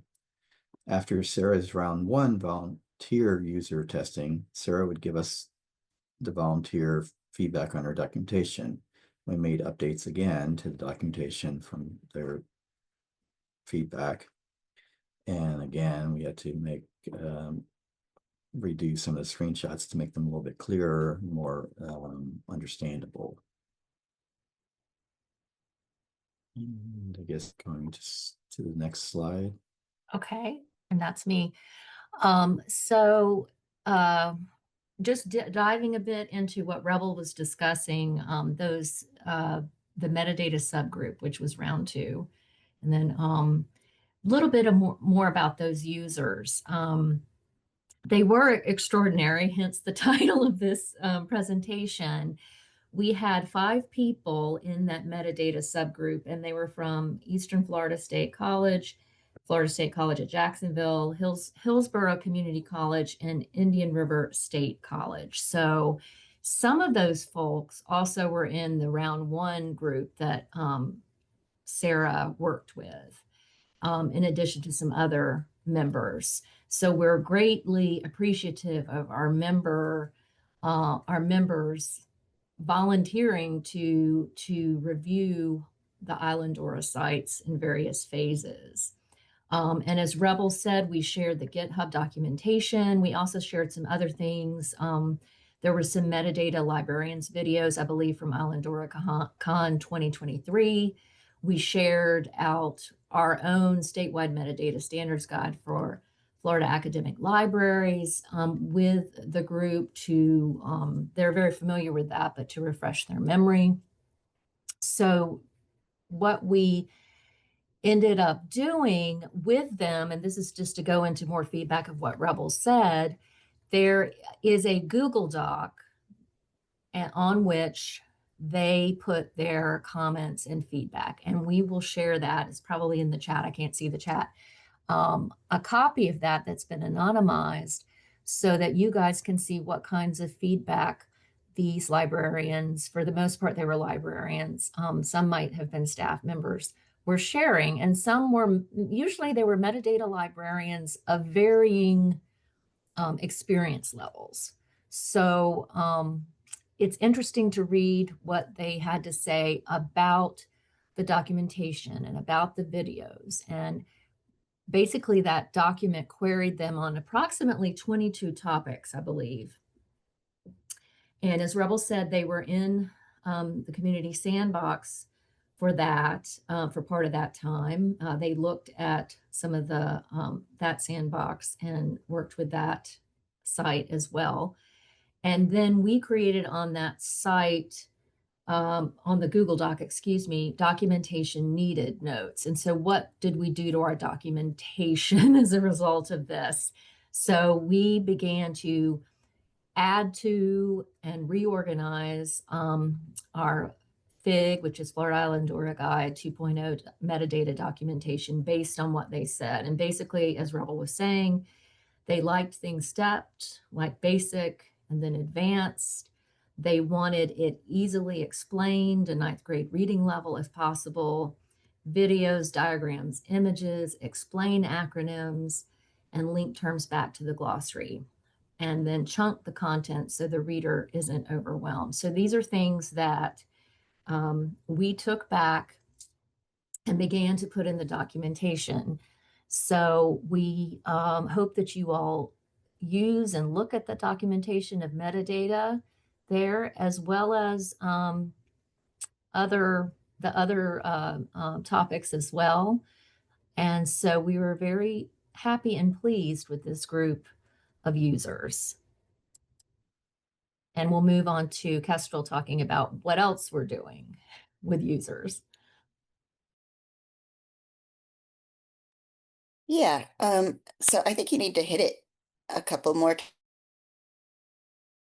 all the words on the screen. For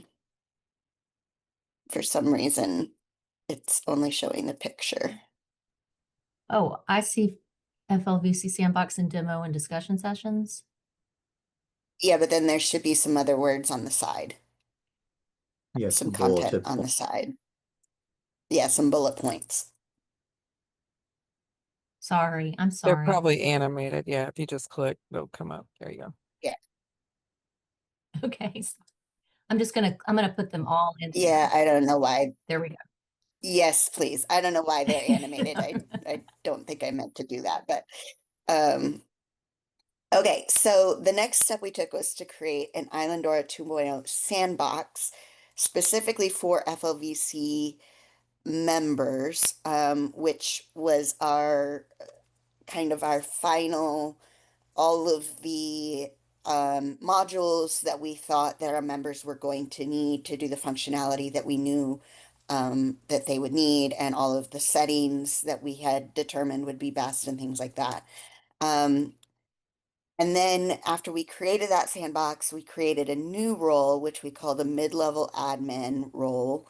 And this role was to approximate what our users will have access to on their individual sites. So one technically trained user, each institution will have the higher level admin role similar to what we have, that has access to all the site functionality. But for site safety, the rest of the users will not have that full access. But they still need access to general functions such as views and creating taxonomy terms and things like that.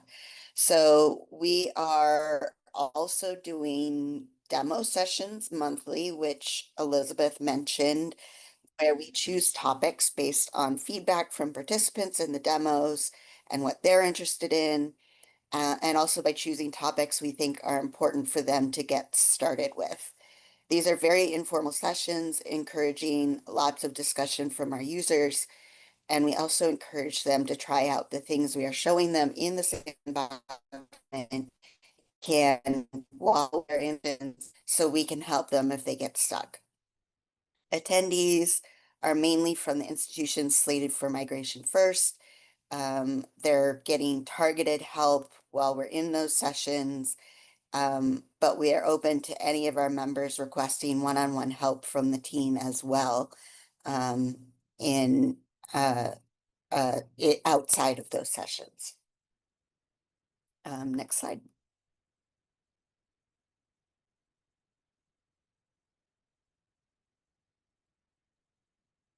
I think this one is mine. So responding to help desk tickets and feedback submission forms. During our demos and discussions, we would inform users to utilize our help desk for any questions or comments they may have had about our documentation.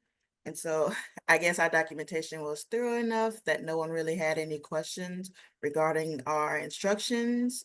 But if they did, we also made a feedback submission form. Not sure if we can link to that. And but so far we had only received one submission. Up there it goes.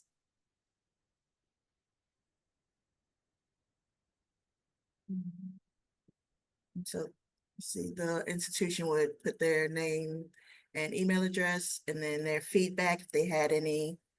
And so yeah, and then they would just click submit.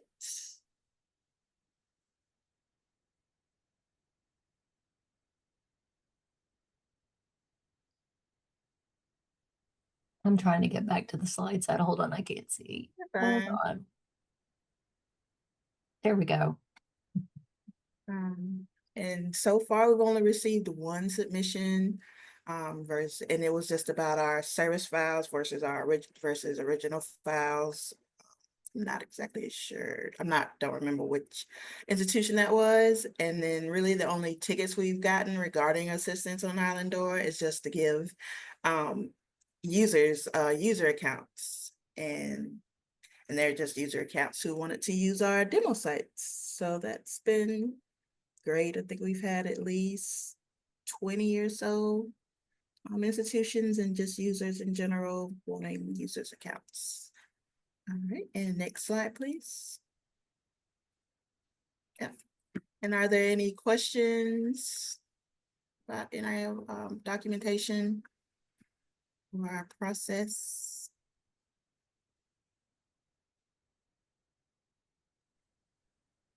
So we wanted to ask you all, we know already that you all are going to be a part of our League of Extraordinary Users as well. We invite you all to take a look at our documentation and give us feedback. The feedback form is there. Feel free to use it as well to give us feedback. If there's, I noticed on like the Slack chat, somebody had been looking at our documentation and we had failed to mention that one of the things relied on a plugin, and so we weren't thinking about that because of our setup. We already have it turned on for our users, but if it would help you out as well, if there's something that we could add to the information that would help you, let us know. I think we have a little bit of time, so we were going to actually try to pull up the guide, if you don't mind navigating to that real quick, Elizabeth. Yeah, you talk the site or the documentation. The documentation, the LibGuide itself. Awesome. Yeah. Okay, 1 second. And So, go ahead. there's been some interest from the documentation interest group, now the documentation committee. Yamil gave us a shout out yesterday, but there's been some interest on incorporating some of our documentation into the community documentation as well. Yeah, and so you'll see right at the top, one of the things that we added was a glossary. Our users are used to different terminology with Islandora 7 and the old Florida Islandora, the legacy Florida Islandora. And so that was something that we thought would really need to be upfront and available for our members. And so we've worked to try to pull a list of terms together along with what those terms mean. Again, if there are additional terms that you could help us that we might want to provide here, feel free to suggest one that could be added to the glossary. But again, there was very big terminology change from the old site to the new site, and so that was something that we definitely wanted to take a look at. You'll go Right. back. And what I was just showing was the old one, and now here's the new one. Yes. The old So glossary and then the new glossary. Yes. yeah, you can see we tried to mimic what we had before, and so that things were also familiar for our users. If you'll go back to the top level user documentation, yeah, just click that one so the top page pulls up. So we thought about the order and how a user might want to use the site or be using a site. And so the first thing that they would need to do is request a new site from us. And then they would need to know how to navigate the site. So when they get a site, they know where to go and what are some common areas of the site. We also wanted them to know how to set up the site, because one of the first things that will happen with our members is that we'll be rolling over either a new site to them or a migrated site to them. Either way, there's some sites set up with theming, colors, images, that kind of thing that they'll need to do, and they can find that there.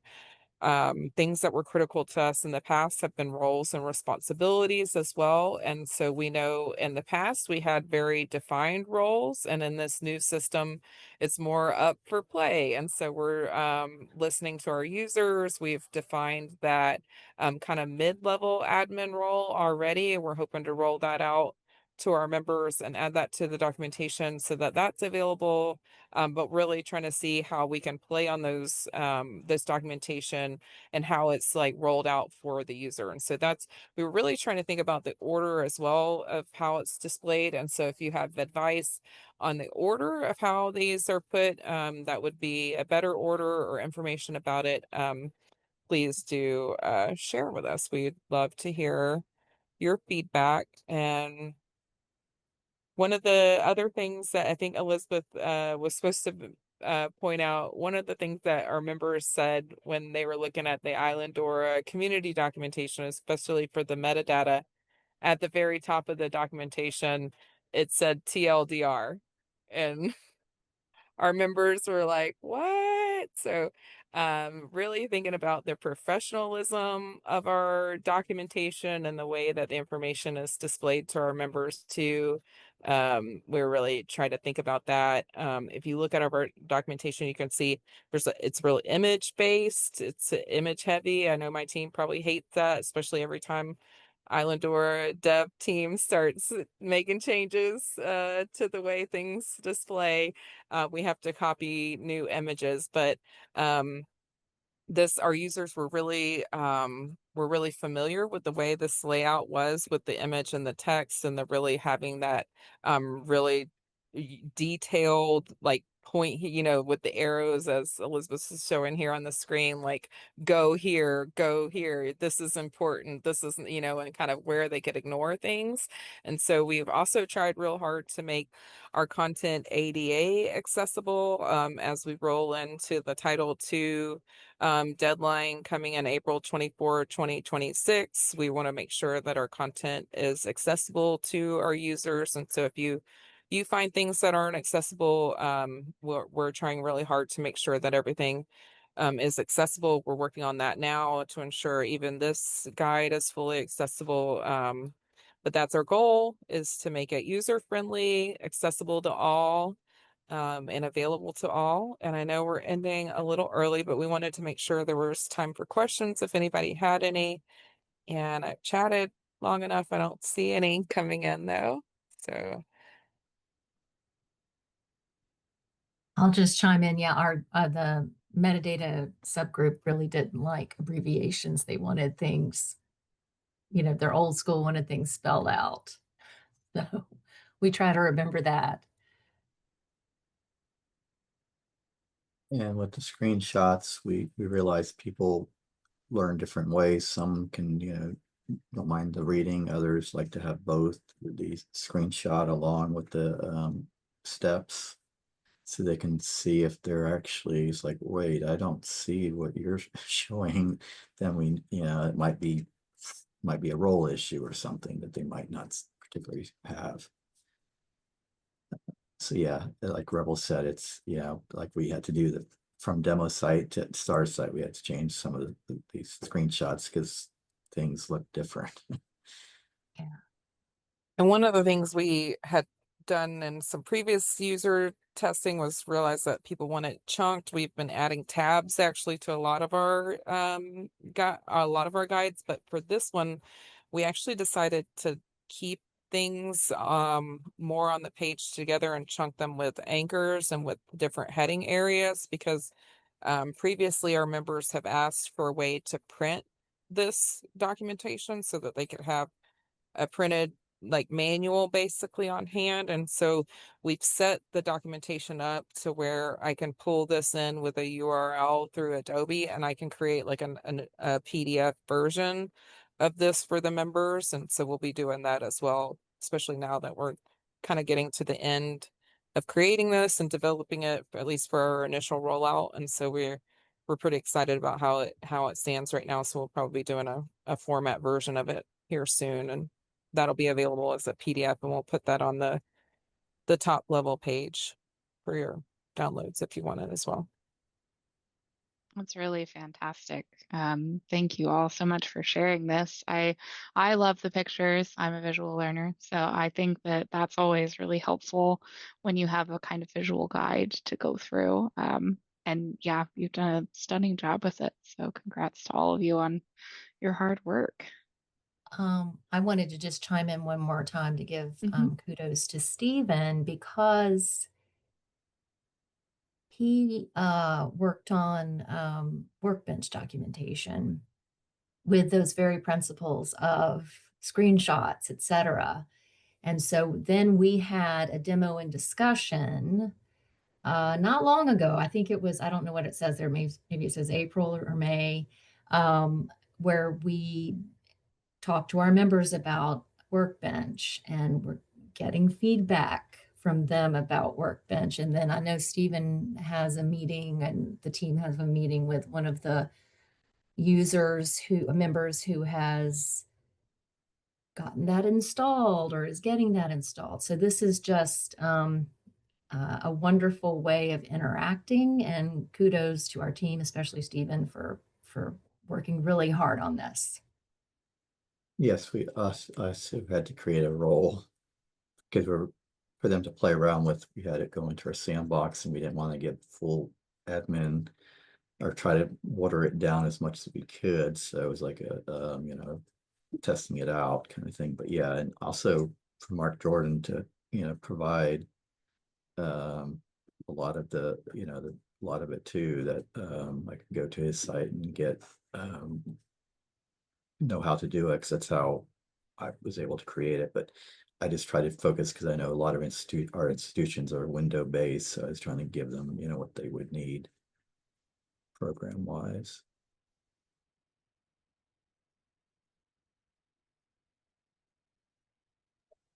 Well, thank you all for listening to our story. We appreciate it. And if you want to contact us, you can submit to the feedback form. You can also contact us, help@flbc.org.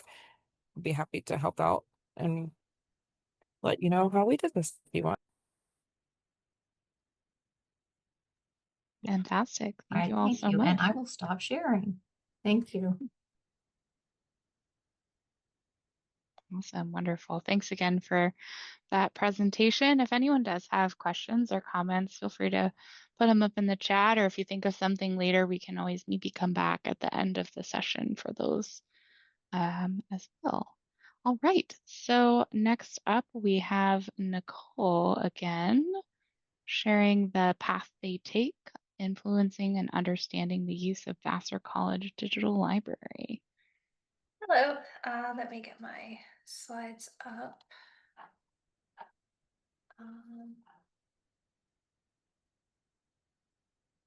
What do I do? There we go. Did everyone see that? Yes. Great. Mhm. Okay. So this presentation goes away from usability testing and more into figuring out who is actually using our Islandora instance and why, and how that can help us determine what collections we add. So it gives us some pathways to digitization. So to start off, just a little quote, the pathways we take to data can be just as important as the source itself. So that's kind of the mantra of this whole process. As we saw in my earlier talk, these are our 4 repositories.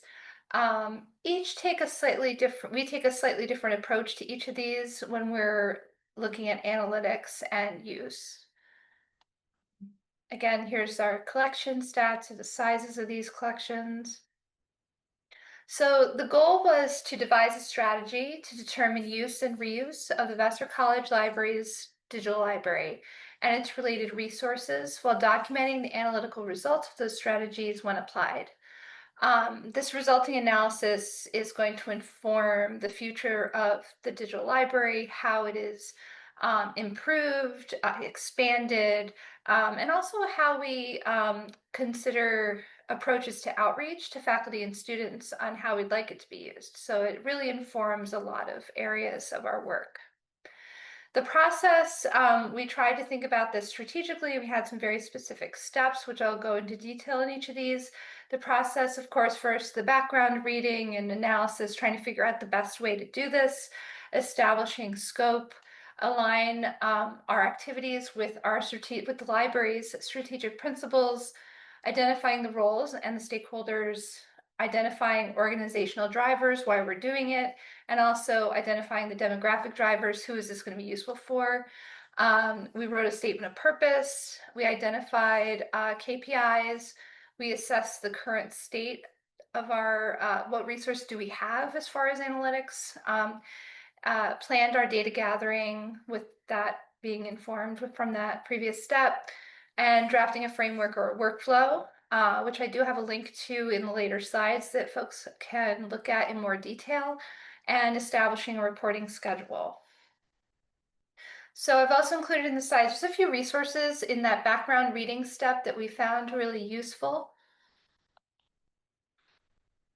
And I want to point out the dCraft toolkit. We were really honored to have a representative from that team actually speak at a LAC-GLAM meeting this past year about the project. And this was really the jumping off point for us in considering moving forward with this work.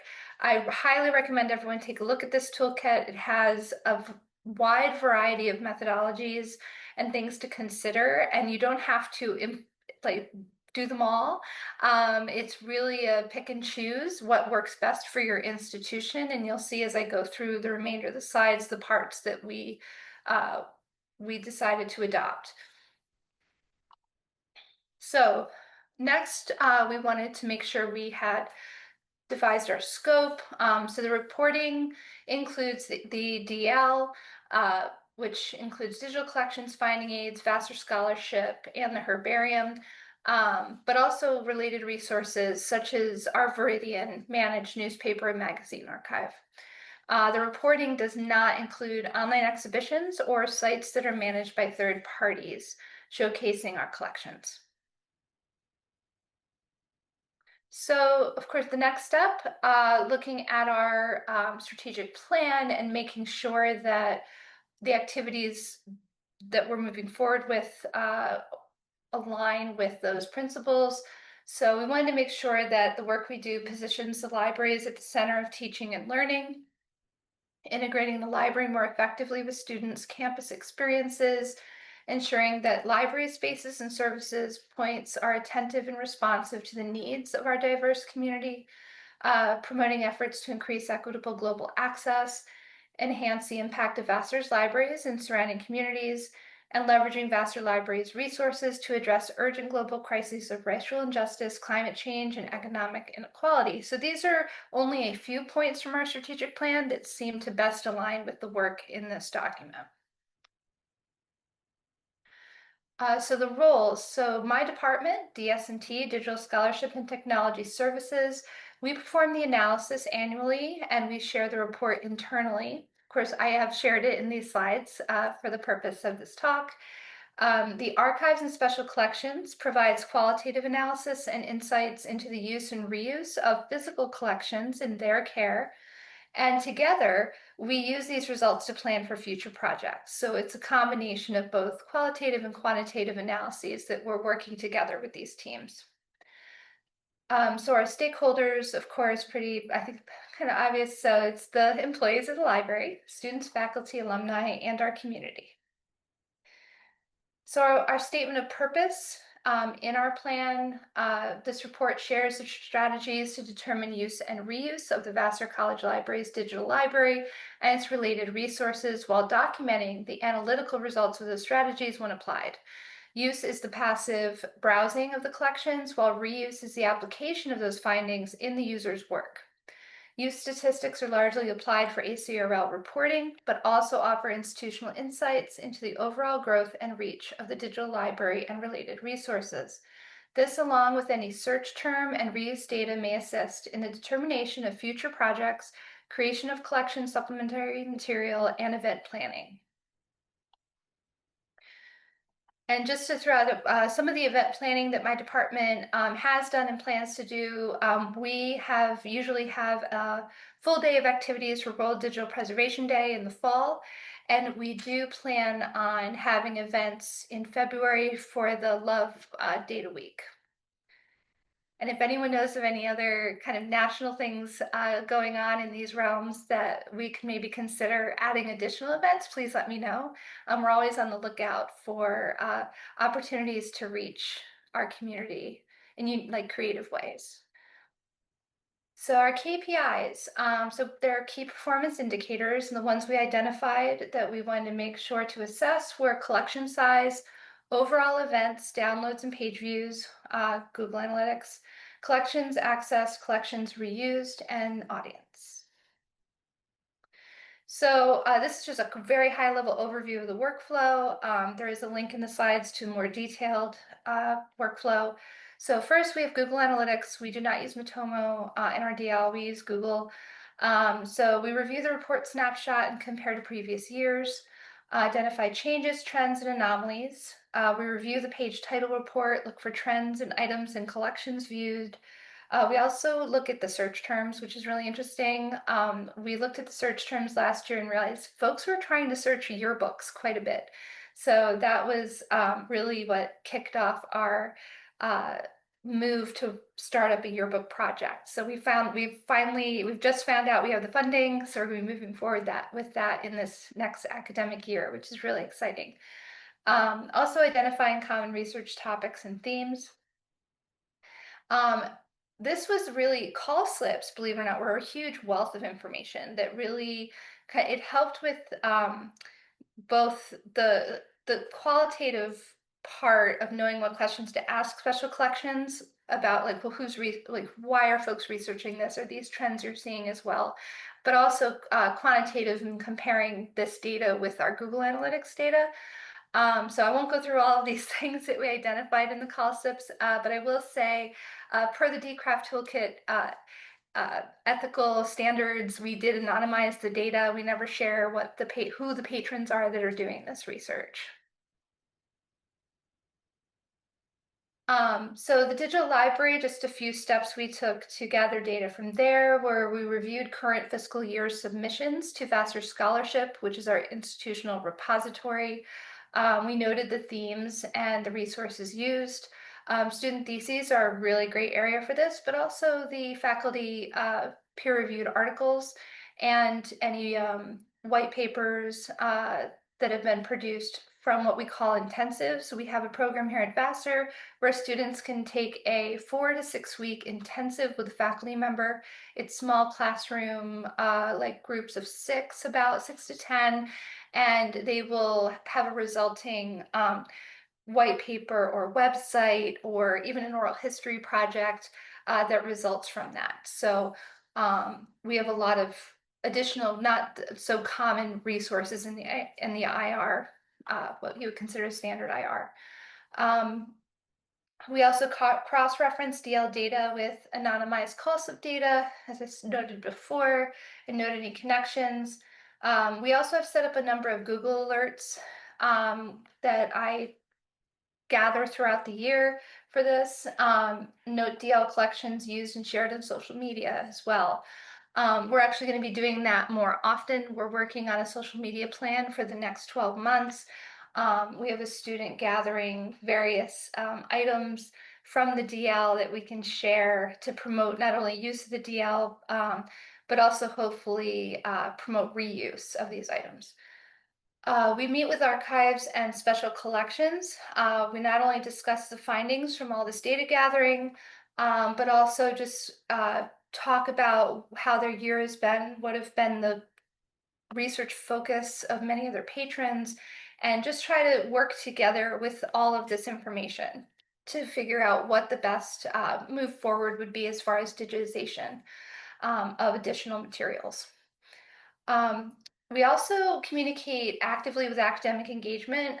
That's what we call our reference team, and directly with faculty, just to know what are folks using in the DL, what are they asking about what's in there, or what are they seeing that they wish was in there, whatever we can gather from them. I actually meet with the head of academic engagement monthly so that we can gather these insights. And then finally, reporting. We have this set right now on an annual schedule, the annual academic fiscal year of July 1st to June 30th. Our primary goal, of course, is always to get those ACRL stats in there. That's usually what we do first. And then this DL use and reuse reporting. And I've included a link to the workflow here and the report from last year. There are a couple caveats to this because I'm going to have to probably do some editing. This is a living document. It will change over time as the resources change over time. Google Analytics likes to change what they offer up. Seems like all the time. So I feel like every time I log in, something's different. But a big issue for us this year for this reviewing the last academic year are the bots. We had a really bad bot attack from about January to April. So we know our numbers are going to be really messed up. So I'm going to have to really take a closer look at things like IPs and where things are coming from to determine what our actual use was. So yeah, I haven't started that work yet, but I'm sure it's going to be pretty horrible. So we'll see how that goes. So what's next? We do want to implement more decraft methods from the toolkit for determining reuse. So we haven't done a ton with reuse beyond the speaking to other departments and faculty. So we would like to maybe do some surveys, some interviews maybe with students and faculty, some focus groups, modify our alert services for improved data gathering, the Google alerts, deeper dive into link analysis, establish criteria and select resources for reverse image analysis for some more of our more popular things.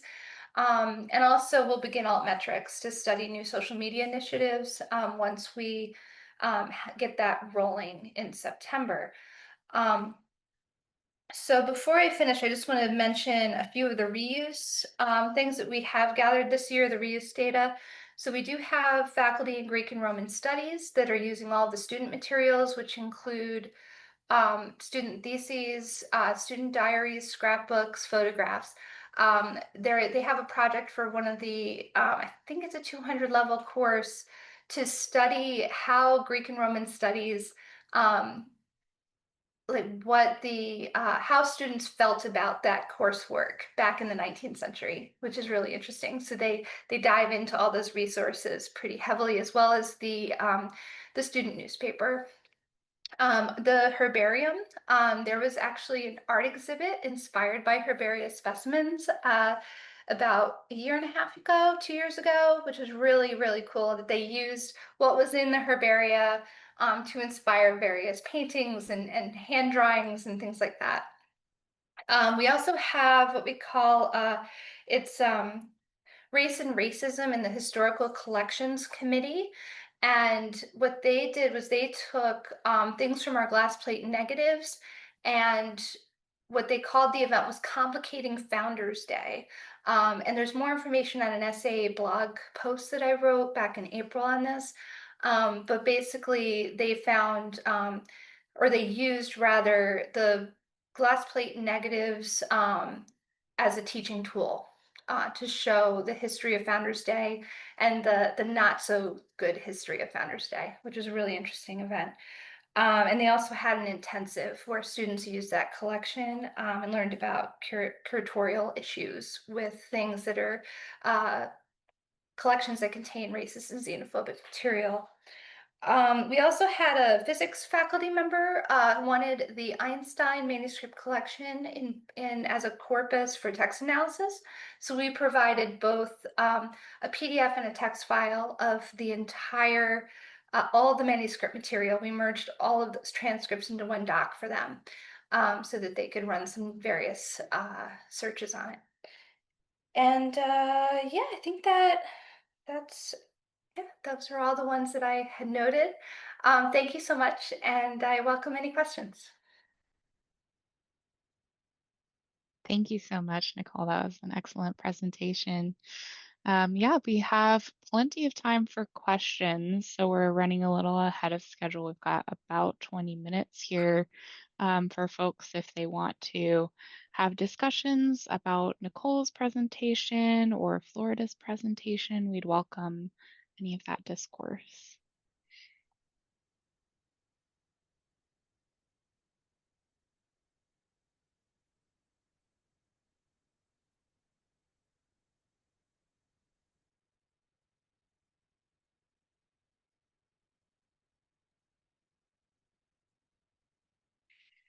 I'm not seeing anyone asking questions so far. If we want, we can open it up to more general discussion as well if folks want to just chat for a little bit. Oh, we've got one here. Well, this is for Florida about workbench documentation. So like your workbench documentation has a section on installing the Microsoft C++ build tools. That requirement hasn't come up in the more general user community except for very early in workbench days when I was using a different EDTF validation library.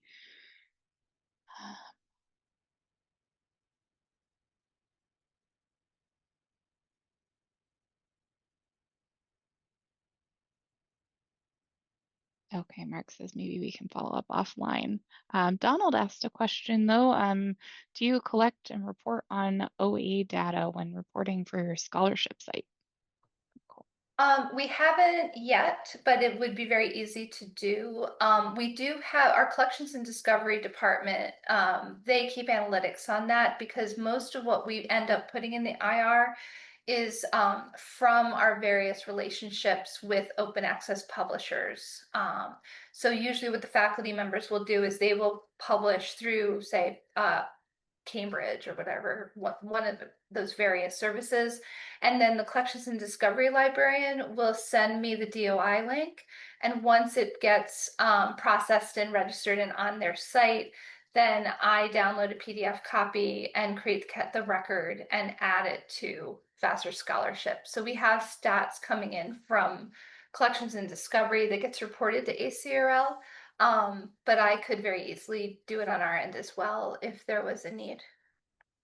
But I do have stats for how many have been submitted. That's the overall, for the IR, the number of new items submitted is recorded for our analytics and the topics. And Annie asked, did you see spikes in usage at certain times of the year? Yes, especially usually from February to May when our students are using the DL for their senior theses. There's a really big push. Also in the summer, I think because faculty have that time to do more research and we get more requests for large collection sets as data type of things, spreadsheets and whatnot in the summer. Great. And then Gretchen noted here, great to hear that, Nicole, that you add more than the regular journal articles and that your IR has very interesting array of materials.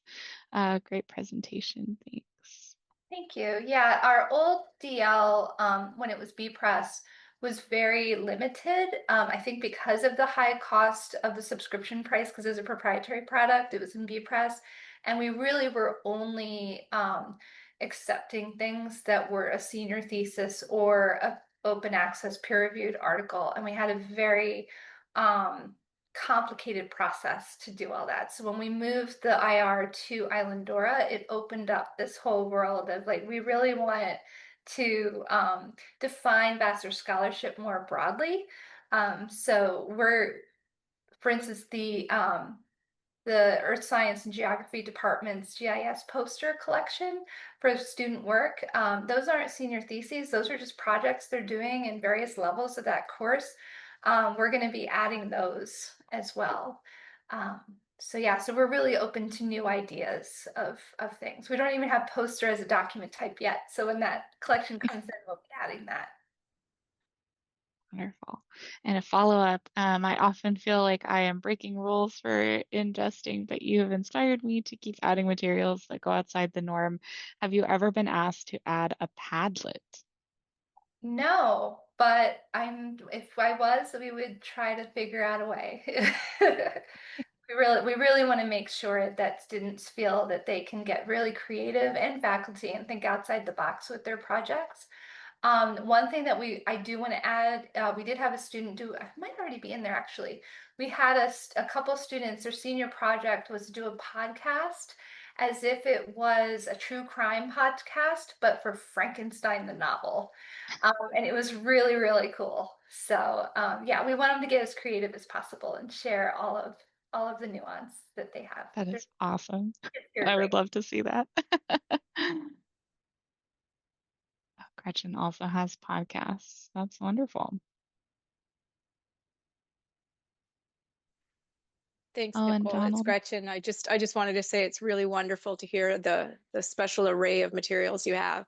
I really enjoyed hearing about that because I feel like I'm sometimes really going outside the regular norm of an IR, and I'm clearly not. It's wonderful. Yeah. Thank you so much. Oh, it's great. It's great to hear we're not alone, because I think early on it really did take a lot of convincing. But I'm really excited that now everyone's kind of open to it and excited about it. Yeah, it's great to hear about, honestly. I mean, you think about how education has evolved over the years and how things are moving more outside of the box. So it would make sense that our IRs have to move outside of that box along with them. So And that's I should fantastic. say, I want to add about, we do have students that create websites through our Domain of One's Own site hosting. And what we do is if it's a site they've created that has historical significance to the college, we will crawl it with Archive It and then include that Archive It crawl with their original submission. But that's on a case-by-case basis. That's great. And it looks like Donald Moses shared some other potential celebration opportunities for you there. It's wonderful. That's great. Yeah, World Digital Preservation Day is one of our favorites. We do that one every year. So the first year we did it, we decided to focus on old tech, and we used the Internet Archive and had students playing Oregon Trail and using print shop and stuff like that. It was really fun. And then this past year we focused on cell phone technology. And we had folks in the library bring all their old phones, and we had some newer ones. So we had a whole array from like the early 2000s to the present. And the students were just so shocked at like just how they've evolved.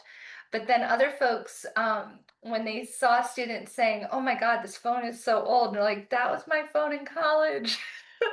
And so there were some people were like taken aback by like just how fast all of this moves. So we're actually thinking of focusing on music this coming year, because we finished putting in over 280 music files from an archival project. It was a clear Recordings at Risk project. So we're gonna focus on all the various musical technologies and how we're preserving their output. Wow, that's excellent. Yeah, I'll never forget the first time I saw the flip phone I had in high school in a museum. It was upsetting moment. I'm going to be That's so breaking great. out my yellow sports Walkman for this year's. Oh yeah. My That's son all. actually took it because he dressed up as Guardians of the Galaxy Oh uh yeah. for Halloween one year, and he's had it ever since. So I gotta get it back. That's cool. Oh, Ashley says History Colorado has a whole exhibit of 90s vintage items. Oh Oh, my that's gosh. awesome. Very cool. That's very cool. I'll be visiting Colorado soon. I'll have to check that out. And thank you, Don, for mentioning the International Open Access Week. I will definitely add that to my list. Wonderful. Okay. Yeah, any other questions, comments? Feel free to chat if you would like to. Otherwise, I think we are good to take another lengthy little break here, get some more snacks, maybe some coffee, maybe some late lunch. But we will be back at 11:40 Pacific, 2:40 Eastern time for the Views workshop. And that should be a great session. Amy Blau's the main host of that. But there are a lot of folks that are helping out with running that. And we will be excited to see what's happening in those breakout rooms and everything. So be sure to be back at 11:40 Pacific, 2:40 Eastern time. But as I mentioned, if folks want to chat here, you're more than welcome to unmute and talk amongst yourselves. And there's no pressure to disappear if you don't want to. But thanks so much to our presenters so far. It's been wonderful. Should I go ahead and get started, Aubrey? Are we at time? Yes, I think so. We're a couple minutes past, so everyone should be Okay. back. Well, folks can come in and join as they get back from their break. But so hi, welcome. Thank you for coming. My name's Amy Blau. And we're doing here an Islandora Views workshop / HackDoc. So this is kind of a mishmash of various formats. We've got a number of great presentations from in alpha order: Rosie Lefebvre, Derek Merleaux, Annie Oelschlager, Don Richards, and Dara Virks. Well, Derek and Dara are kind of working together.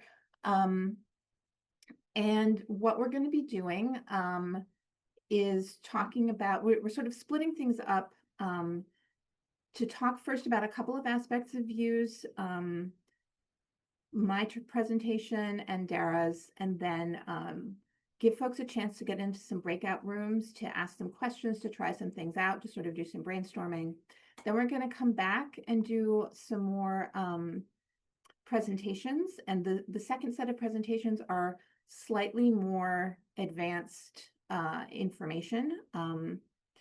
And then we've got another chance to kind of try some things out, ask some questions. And then sort of the second piece of this is really kind of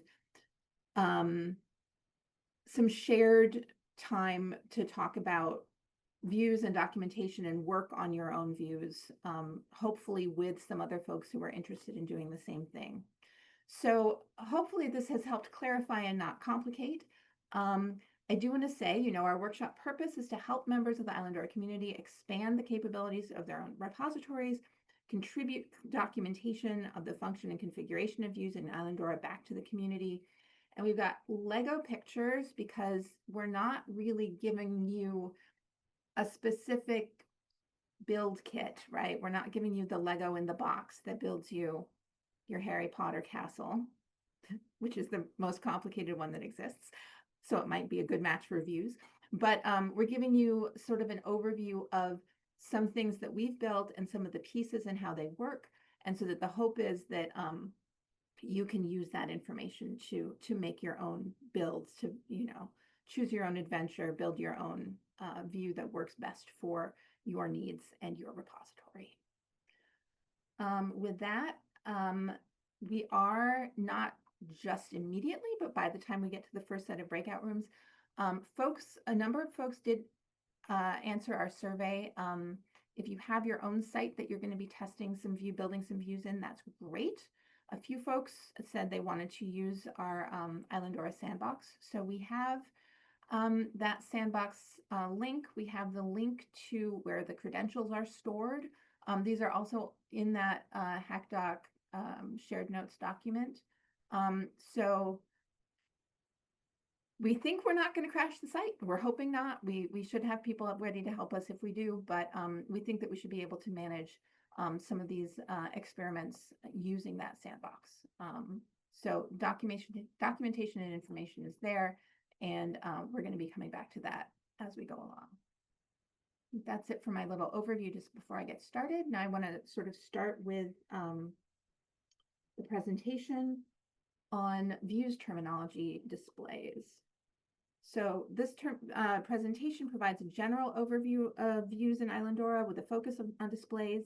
It's intended really especially for folks who have less experience using or creating views. If you're already super familiar with views and how they work, I hope you'll stick around because there's more stuff coming that you might find super interesting, but also that you'll consider contributing your knowledge to this in this part by adding further notes or clarifications you might have in the shared notes document or in the chat where other folks can see it. And down the line, this will really help us improve the Islandora documentation. So views are content filters built into Drupal that let you present content. Except for individual node pages, you need to have a view of some kind to see your content in Islandora, whether it's as a grid, whether it's as a list, whether it's as a table or other structures, and you have those sort of here. An SQL query builder accesses information in the site database, whether those are nodes or media or taxonomy terms or whatever, and displays it in the format that you're choosing to create that view. The content filters can be fixed or they can be relational or contextual. They can also be exposed for user interactivity. You have a lot of flexibility and a lot of power. Briefly, and with credit to the Drupalify blog for kind of the terminology and wording here, the building blocks of views are displays, fields, filters, sort criteria, relationships, and contextual filters. Rosie Lefebvre's annotated views UI cheat sheet takes you through all of these pieces, the way they look in Islandora. And right now we're going to really concentrate on displays. A view page gives you a fixed destination to display your information. That page is going to be defined in your URL. A key distinction for a view page is between sort of a public-facing page and an admin page that you would use to manage your repository. And I've got a couple of examples here. This particular page that I've cut out here is a public-facing view I created for Whitman's repository.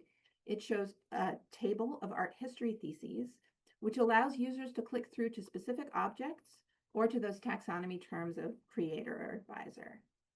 There's not an exposed filter for the thesis by department view. You can see in the little inset that there's a fixed navigation page for the departments instead. It's definitely possible to create a page that lets you choose a field like department from a menu and create and display the results. I haven't quite cracked it yet for my site in a way that I like.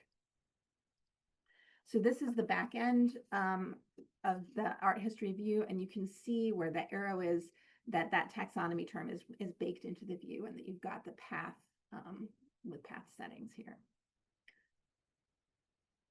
The content view in the Islandora Sandbox site is an example of sort of an admin page, a page that lets you do kind of bulk actions. You can see it has a URL, it's a fixed page. It uses the admin theme. And like I said, you can do things with your content here. And in the back end side, you can see, again, the page URL, you can see the theme, and you need to make sure you set up your permissions so that, in fact, only admins can use this administrative theme page to take administrative actions. So those are pages.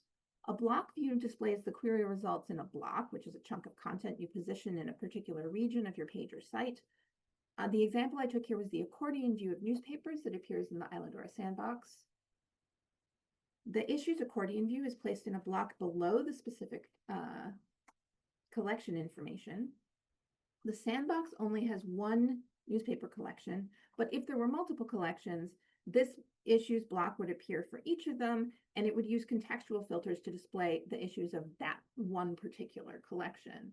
And on the back end with that red arrow, you can see that there's a contextual filter that's used to show the members of the collection. So choosing a page or a block for your view really depends on what other site elements you or your users need to see. Both pages and blocks can incorporate contextual filters. They can incorporate access rules about who can see them. Blocks can be placed in different regions of a page depending on the theme, so that might be useful depending what you need. To the best of my knowledge, you usually want a page for those admin views, and typically blocks are more used for public-facing content. Again, happy to hear about other folks' experiences or other examples in the chat or in the doc. All right, a views attachment is a type of views display that gets attached to another view display. So that could be a page or a block. And this can be a differently formatted view of the same information. So I did find an example in the sandbox of a views attachment, and that's the glossary view, but you do have to enable that glossary view in the sandbox to be able to look at it. I did enable it in the sandbox before this today, so it should be visible in there if you go look at it in there. This page here is sort of the middle of, if you call up what that looks like in the public facing page on the glossary, you have your each individual letter and how many terms there are or how many objects there are that start with it, and then you have your list by letter at the bottom.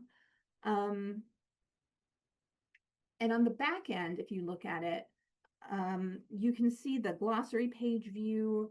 It's displaying the terms that start with the letter. So on the previous page, we saw that those are at the bottom. And you can tell there's a couple hints here. You've got that pager information, and here you've got, a certain number of things that show up with the pager. Whoops, wrong way. And there's also a lot of information in the contextual filter that I'm not going to get into that is setting up how this actually is working. And then the other thing you have with the views attachment, you've got the attachment here. You know that that's displaying the letters that begin each title because it's your attachment position is before, and then there's a whole bunch of other stuff in the contextual filters that are setting that up and providing the information you need. I hope this gives a little bit of a direction into how an attachment can present a different format of essentially the same information to add to site functionality. And again, if folks have other examples of when attachments are useful, please share those in the comments or the shared docs or later on in QA or brainstorming, because I think that would be very helpful. Data export, really important. This allows you to export data from a view into CSV, XML, JSON, and other additional formats. You need to set up a fixed view page that filters and displays the data you want before you can make a view page that displays that data. There's fields you should not be including in that data export view. You can only use what can be displayed and exported. And the examples that I had was the media view. And so when you look at the sort of administrator view of the media view, as opposed to the display of the media view, as opposed to the setup of it or the how it's configured, you can see that there is a tiny little CSV button at the bottom where you can export your CSV. It doesn't seem like that necessarily shows up automatically for every single data export page, and I'm still working on where you find that and set that up. But that is one way to get that information. But you also can use, when you have that configuration page, you can use the path. Oh, sorry, this is just the media configuration page where you've got your fields and your filter criteria set up. And on the data export piece, you've got a slightly different path that ends in CSV. And using that path will generate that CSV for you either to automatically download or to give you the option to click a link to download. RSS feeds are a specific kind of XML data export view. Drupal has two of them out of the box, front page and taxonomy terms. Follow the same rules. You need to have a view page first that uses them. It's my understanding that you may need to do some editing to get an RSS feed to validate, and there's a helpful Drupal video that tells you how to do that, which I won't spend more time on. REST export views let you transfer data from Islandora in a parsable format. The Islandora sandbox has REST export views for file checksum, IIIF manifest, manage media, and manage members. And as I understand it, that IIIF manifest that's generated by this view is also what governs the display of the object in a viewer, whether that's OpenSeaDragon or Mirador. I'm going to really skate over the EVA and the entity reference source. These also show up if you're looking in the sandbox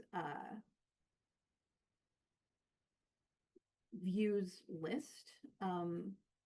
EVAs are really sort of public facing, entity reference source are back end. They do more complicated work in terms of what you're able to display, like filtering ahead of time what you're able to display in a view, attaching the output of a view to the content of an entity. But I'm going to sort of skim right on over those. They're more advanced. And go ahead and see if there's a quick question now, or if we're ready to, oh, actually we're running behind on time. So let's put a pin in the questions and let me see if Dara's ready to present. Yes, let me see if I can share my screen.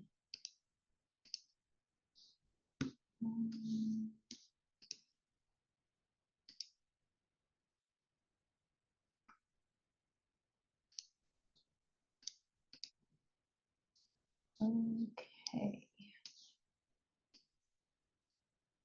Can you all see that all right?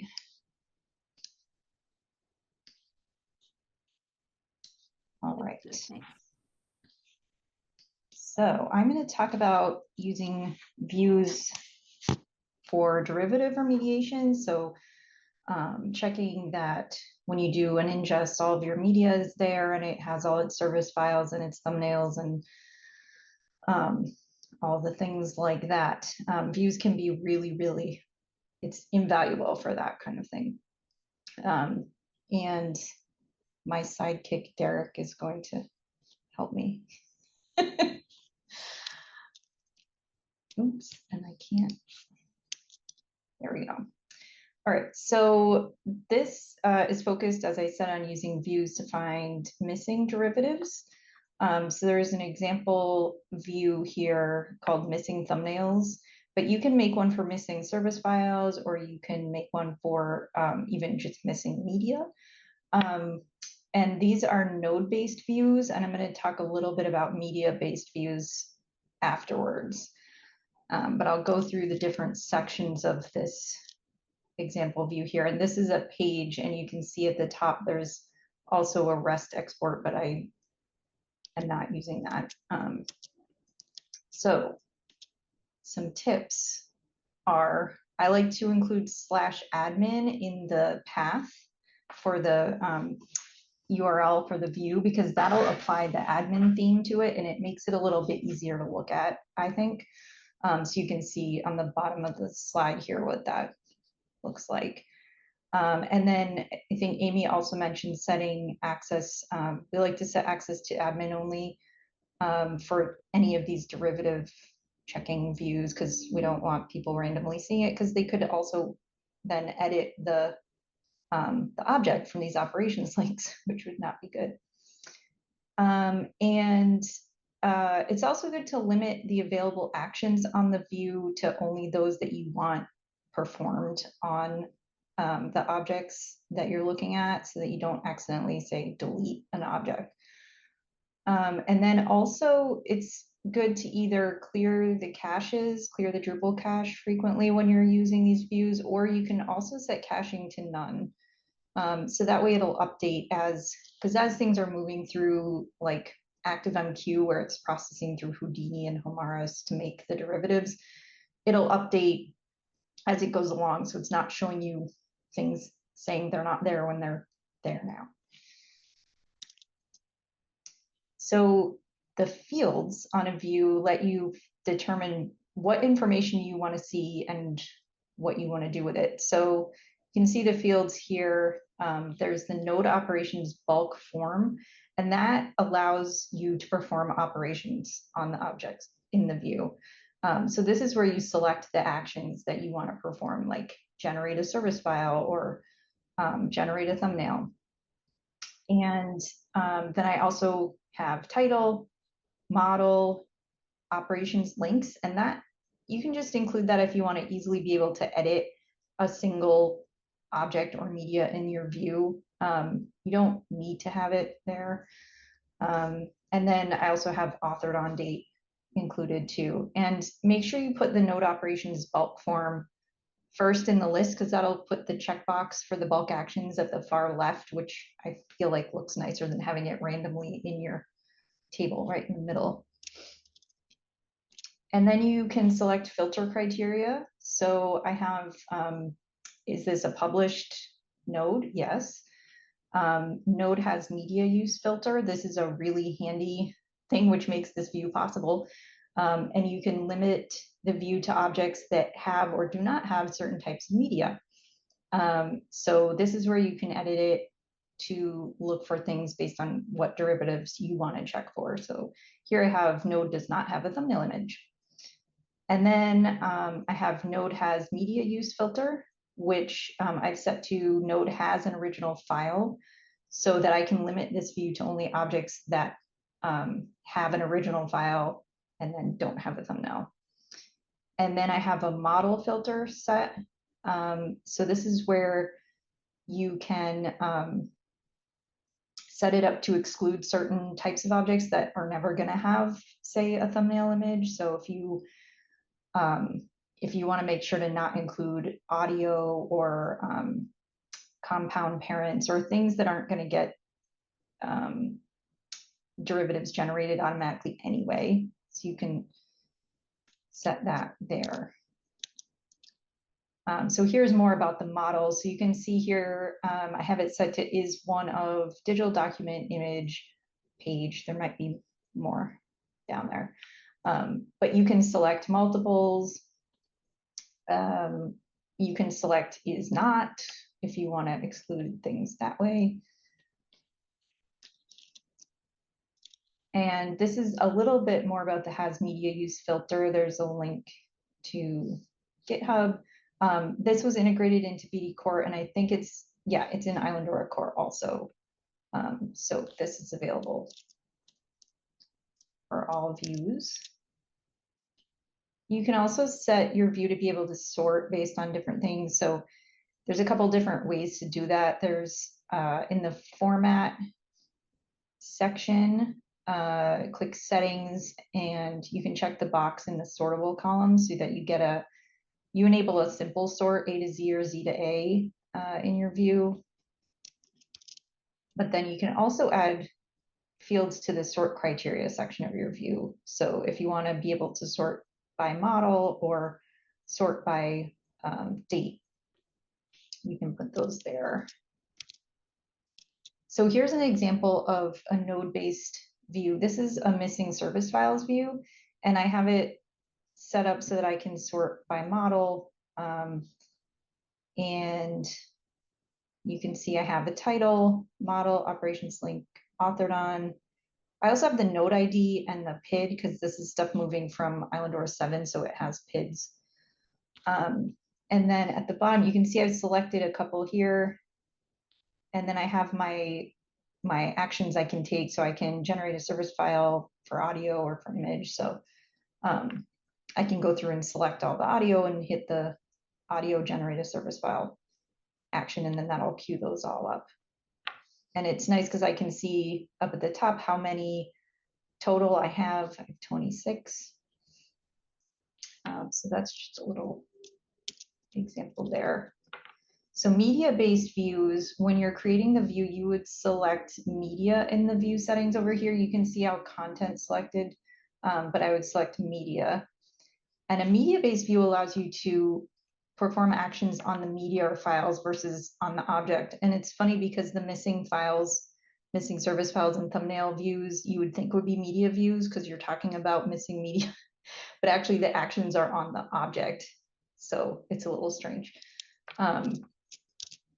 but here's an example of a media-based view. We've used media-based views for finding thumbnails that are pointing to Fedora, because we were having an issue where those were showing up broken for anonymous users. So we wanted to find all the thumbnails that had Fedora in their file path. So we have a few different fields here.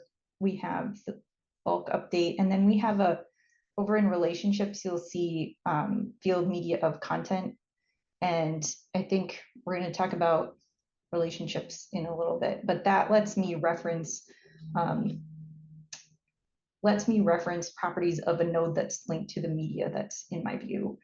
And then image from field media image is that's where I'm finding out what the file path is.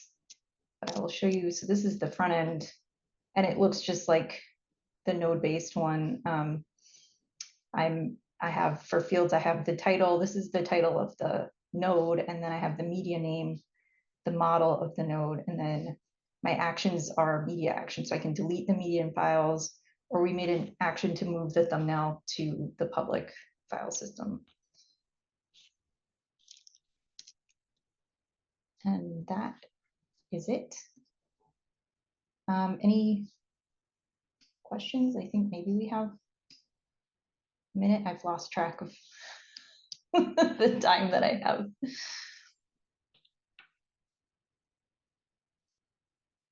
Anything you want to add, Sidekick Derek? I'll definitely join in the breakout rooms. I'll contribute my kibitzing there for sure. Thanks for this great presentation, though. Yeah, thank you so much. That was wonderful. Thank you. So our plan was to have some time now where folks can do a little bit of asking questions, brainstorming, or trying things out. So to give folks, I think we said about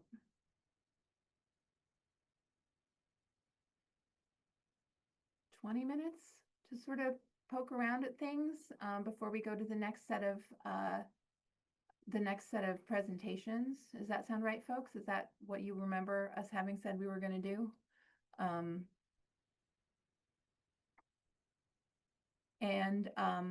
The only thing that I will say before, so we thought one thing that we would like to do is to create some breakout rooms so folks could sort of brainstorm together about the kinds of things they might be interested in doing with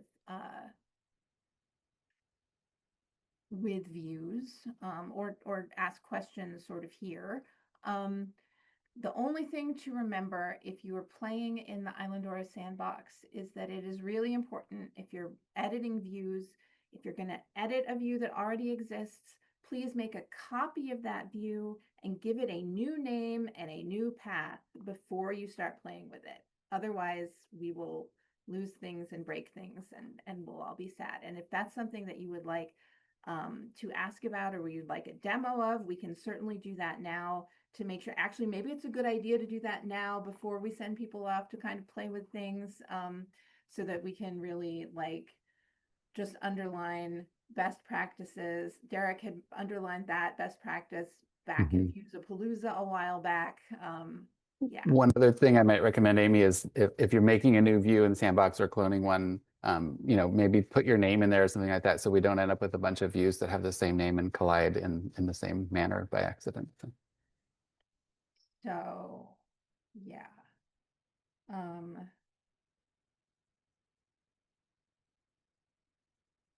Does someone want to show that? Do you want me to show that? I can just pull it up and then everyone can chime in if I do it wrong. So I have the starter site /sandbox pulled up. I'm logged in as an administrator. I'm going to views. And I have the option for any of these views. So we have front page. I can duplicate the view. And it's gonna,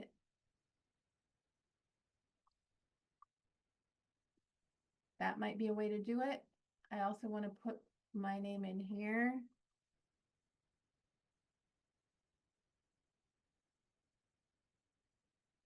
And then I have my name here, and then I also want, I need to change my path as well, don't I? So that I don't mess it up. So then I need to go in and. Now, is that going to work for me if I put my name in the path and then it says node? Amy, I'm wondering if people should just create new ones rather than, because I ran into a scary situation duplicating a view the other day, even when I made sure to change the path. It like got stuck somehow, and then it was white screening and it was crazy. So well, we can easily get rid of this because we can just cancel it. I do think that it is a scary thing to do the duplicates. It would just be sort of if you need to kind of and it's already showing up. Interesting.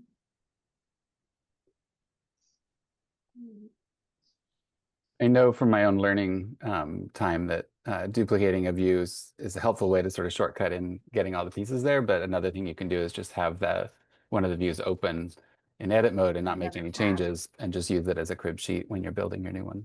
Right. Also being careful that your new one has your name in it and you're always editing on the new one. I guess the real message is it is the sandbox. We can fix it if it breaks, but use caution in any edits that you're doing. All right, let me stop sharing. No.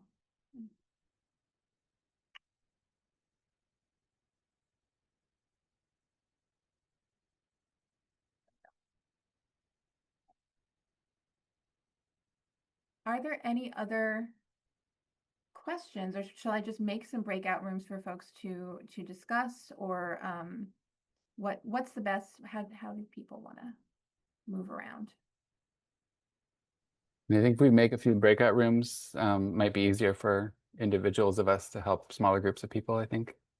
All right, so I'm going to make 3 breakout rooms. I'm going to let participants choose room. And I'll go ahead and create those. And are they going to let me rename them once I let people do things? I open them.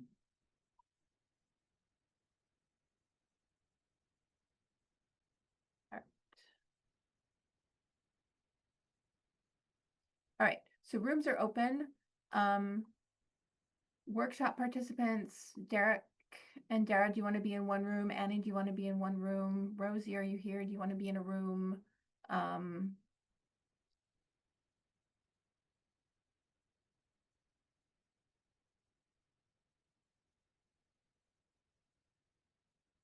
Go forth and join a room if you want to sort of do some brainstorming on an individual view, or have sort of specific questions, more general questions we can field here, or at least collect here for a later discussion.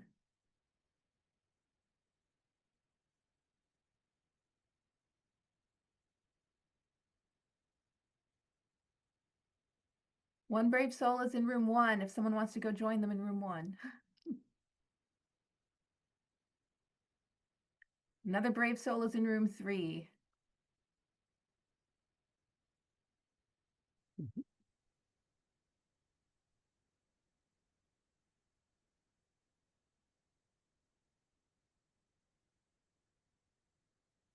All right, we've got some folks in room 2 as well.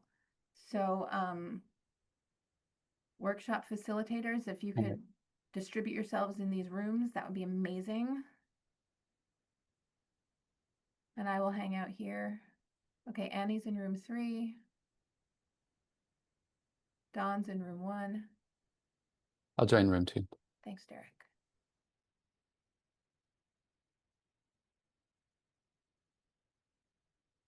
And folks here, if you have other questions that you want to talk about, that's great. If you're like, I'm waiting for the rest of the presentations and I need another cup of coffee or a glass of water, also great. We'll see you back in about, in a few minutes to get going again. I think I brought everybody back. Hopefully that was productive in various ways, and sort of keep track of some of the questions or things that you started to talk about, because we're going to have some more time coming up to do some more brainstorming, to do some more problem solving, to do some more sharing of experiences and tips and tricks. But the next presentation on our agenda was going to be Don Richards talking about context and display modes, overview and best practices. So Don, if you are here and want to find your screen share, and go ahead and take it away.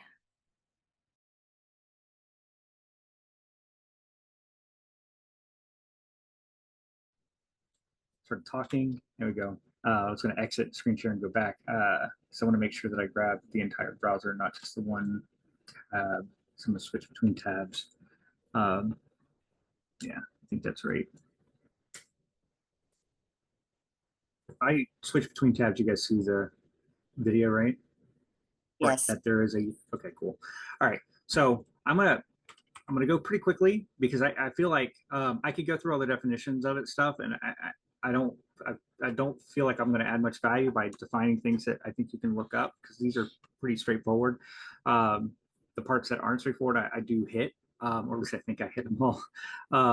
So I'm going to hit them all in the video, because live demonstrations are terrible, at least for me. So best practices with context and view display modes. I added filters into this definition, but context is for the layout and block visibility, whereas display mode controls which content, or kind of like the fields that show up. And we'll get into that a little bit here in a second, or in the video as well. And then I throw in build views, even though we just talked about it. View filters ensure the content's precision. Data shown always is really highly relevant. I think we've kind of touched on quite a bit of that already, so I'm not going to continue going down that.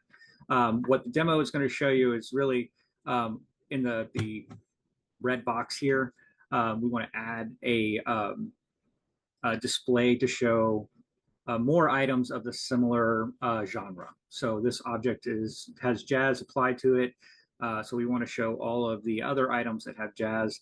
And so this isn't just one element. It's not just context or not just display modes, but it's going to be a mix of all of them. And I'm hoping we hit enough of the areas of what it kind of is, so that it helps illustrate really where you do what. Because you can do certain things, like in context with the if statements, of like, if this condition is met, then do these things. You can get kind of creative with it, but there are, context is really built for one thing, display mode's built for another. And so what we're going to start is by creating a vocabulary term, jazz, add a few repository items that assign that term, build a highlight display mode to kind of illustrate what we're doing and to demonstrate what we're trying to do. Create a new view block. I'm talking very quickly because the video is actually over time, so I'm just going to go straight into it as fast as I can. And we're going to get with the view block, we're going to add a more jazz item like we just showed, and we'll utilize context in the process to place the block. So live demos can often lead to technical glitches. Pre-recorded demos prevent public humiliation. Avoid internet woes with smooth playback, and embrace yourself for the magic of editing. So this live demo is brought to you by an MP4 on my desktop, is where I was going to do it at, but just to make sure my YouTube video shows, and it makes it easier for me to display when I use YouTube. So hopefully you guys hear this. I've never played a YouTube video myself through Zoom, so we'll see. All right, so we're going to be talking about the difference between display modes and context. A little block over here for items. So in this case, we have an object with a genre of jazz, and we want to populate this column on the right here with items that also have the genre jazz. So to start fresh, I'm going to refresh. and go up to taxonomy, genre. And so we're going to create a term called jazz. And they come down here to the LOC source here and just give it a URL. Without this URL, it will not display properly under context when we add that later. So you definitely need to have a URL in here, and then hit save.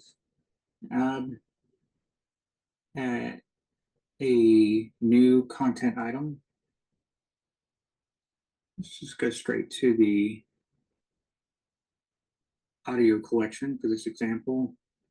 We're going to create a child and then add a child repository item. I'm going to do an audio. I'm going to do When the Saints Go Marching In.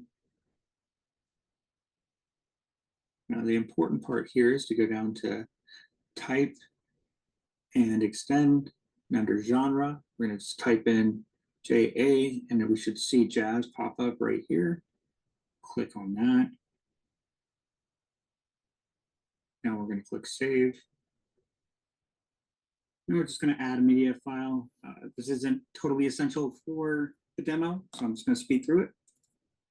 So now we have a full object with taxonomy term applied to it. And if we want to view it, come here and we'll see we have a title, the audio file, here loads of voice.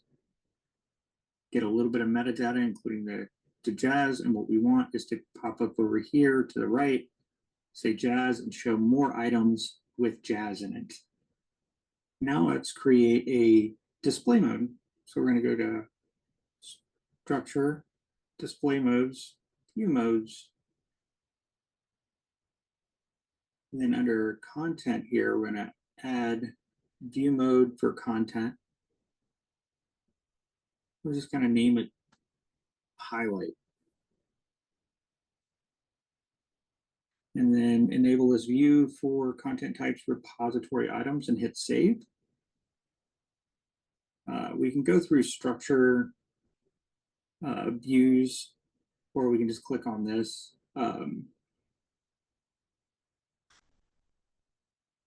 And then normally you could go and hit click here, manage views, and then highlights, which is the new display mode we created. And ultimately what it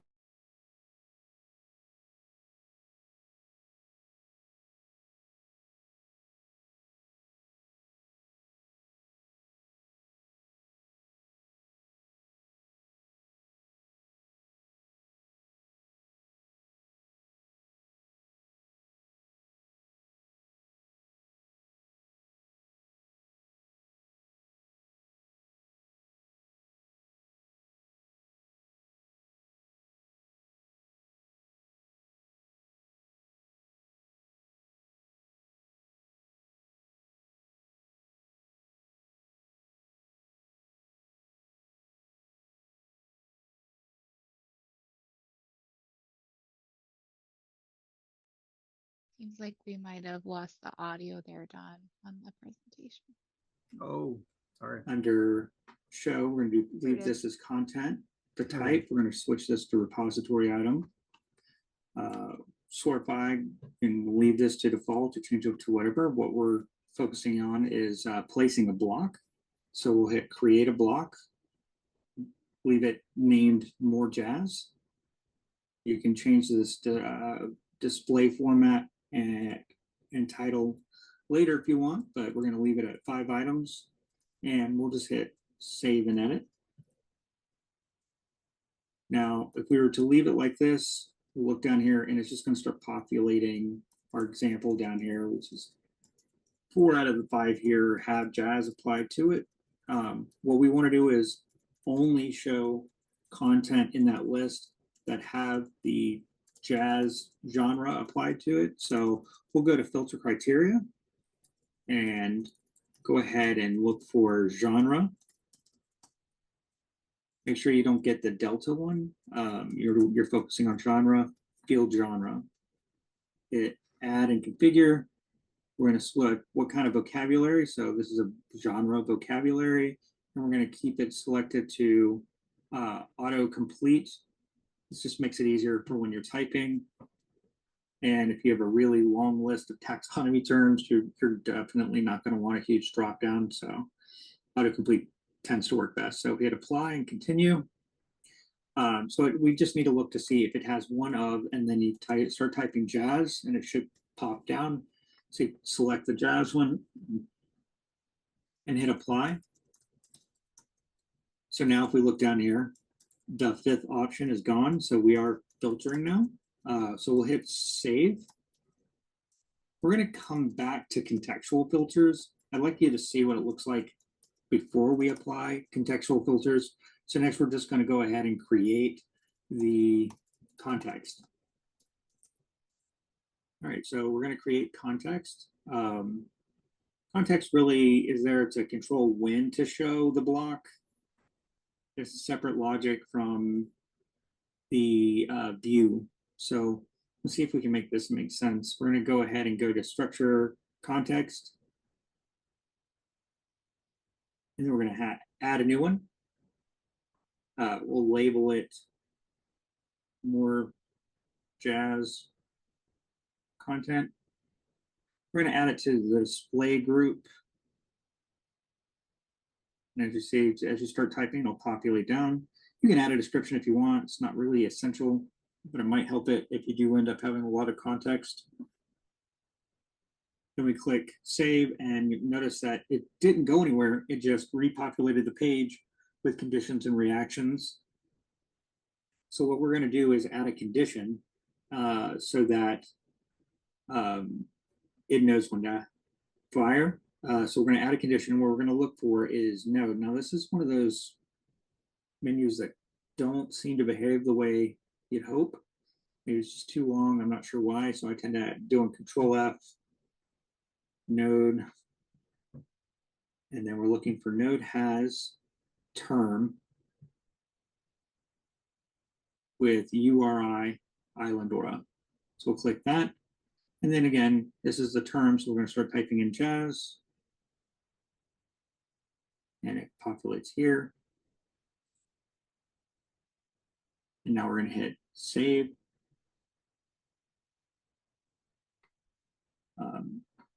Kind of jumped the gun there because we do need to have a reaction. So we're going to place the block. So we'll hit blocks. This does need to be your theme, whatever your theme is. And we'll hit place a block. And now we're just going to search for more. Again, this one's not functioning the way you want. So Control F and do more jazz. And then we're just going to hit the button that says play block or place blocks, maybe. And now we're going to pick the region we want it in. So for our instance, we're going to want to do it in sidebar. You can add your CSS class here if you want. But for our instance, we're not going to need it. So just hit add block. And now we can actually hit save. Now, if we go to home, down to audio collections, and we're going to go to when the Saints go marching in, and you'll see it now populate here, more jazz. And each one of these are a Islandora object of some sort with jazz taxonomy term. What you'll notice though is the current object we're on is also on this list.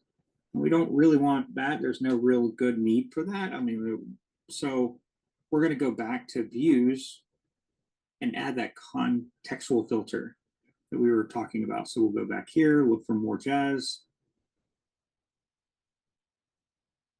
hit edit. We're going to do add contextual filters. We're going to search for ID. Now there's two of them on here that look pretty identical. You have ID content, which is the one we want. And then you have ID content revision. We don't need to do that one.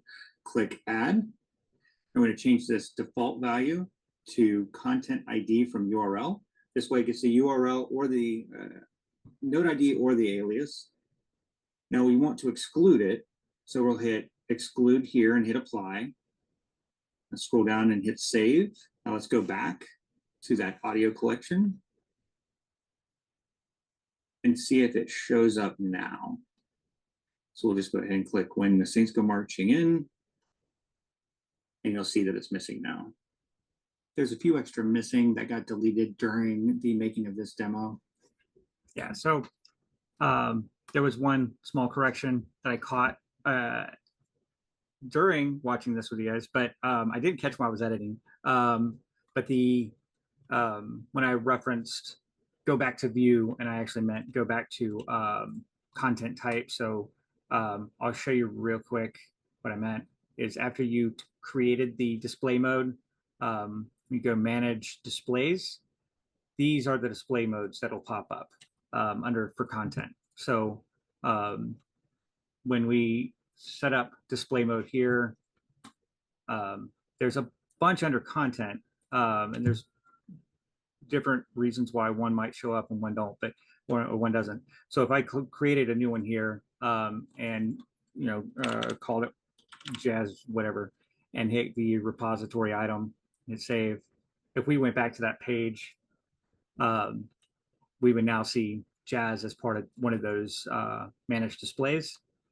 And that's what I meant. Sorry, I don't want to add confusion there. I was hoping a clarification. And yeah, like I said in the video, all it does with the display mode for content, repository item, is it basically duplicates the default display mode, and that's what you get to start with. So all those fields that were there for that.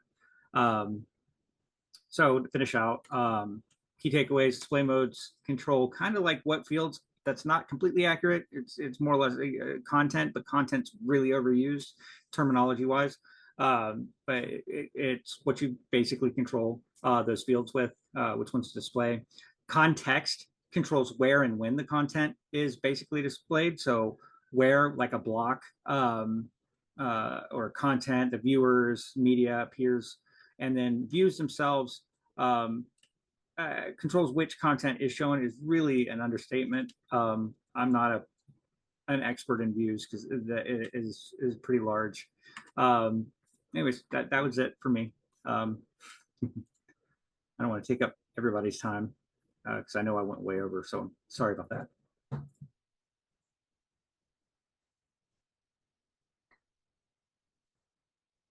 Thanks for that, Don. That was great. Looks like you've got a request for the YouTube video URL as well.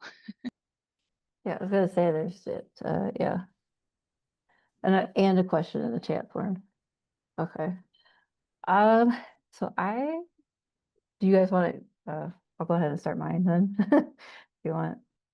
Yeah. Yeah. Absolutely. Go ahead. I am not the best presenter, so bear with me. I just want to share. Oh, okay. Having a moment. All right. Oh. Can you all see my screen? Yes. Yep. All right, perfect. Okay, so my name is Annie Oelschlager. I work at Northern Illinois University as a web developer. And my presentation is how a relational database is used and views a high-level view of relationships.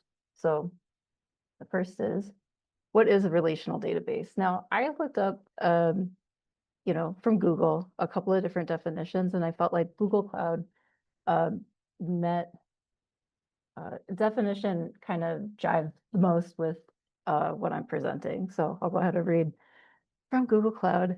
A relational database is a collection of information that organizes data in predefined relationships where data is stored in one or more tables or relations of columns and rows, making it easy to see and understand how different data structures relate to each other. Okay, cool, but how does this relate to you? Well, you have a single source of truth. So as an example, with taxonomies, that means that the information is located in one place, and every repository item node references that spot instead of repeating the information. This leads to less errors in the metadata and easier cleanup. if duplicate terms exist, like using something like term merge, or like Mark Jordan said yesterday, Islandora Workbench. They have to do a few things to set it up, but you can do it both ways. So this is an example of that. So in the top example, you can see that the author name column has duplicate values with errors, right? We have Shakespeare William, Shakespeare Willie, William Shakespeare. Oh, it's all wrong. But if we make the author name its own table, like the bottom example, then there's only one time that the author's name needs to be entered. Happy data. Okay, so we're gonna move on to the next concept. What are entities, not the same as Drupal entities, in a relational database? So let's think of entities as individual Excel sheets. The columns in the sheets are called attributes, and each row is called a tuple. At least one of the columns needs to contain unique cells, which is primary keys, which means that the column has no duplicate values. Those primary keys can be used in other entity tables as foreign keys.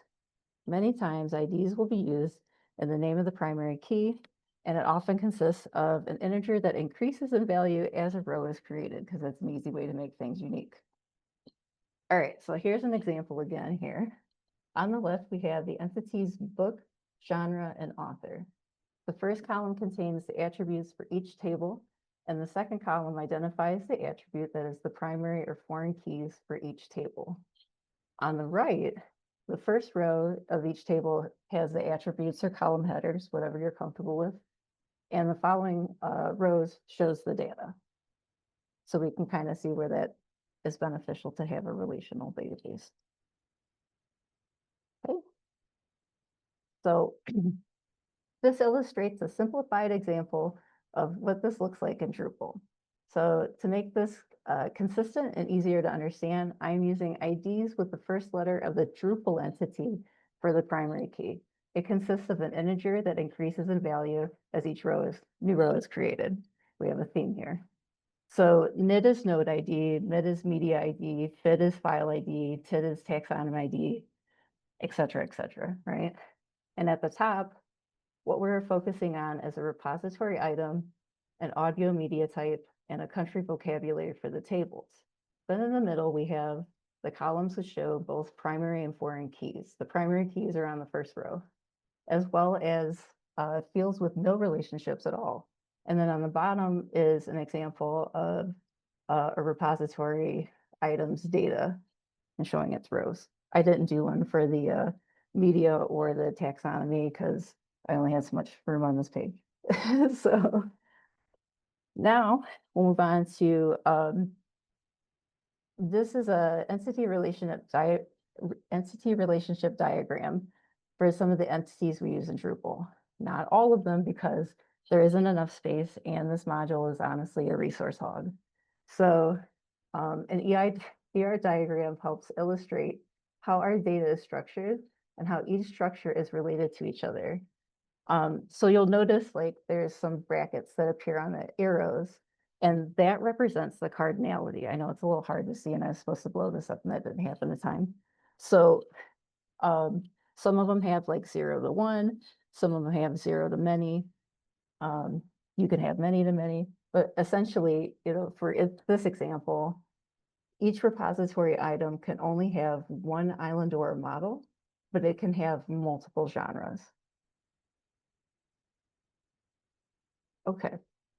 So now we're going to go into a real world example of where you would use a relationship in a view. So at our institution, here's a problem.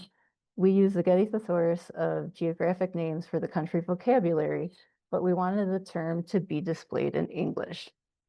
All right, I'm going to go over the solution in the next slide, but here you can see the term name is in Cambodia in Cambodian, and the alternate name is Cambodian English.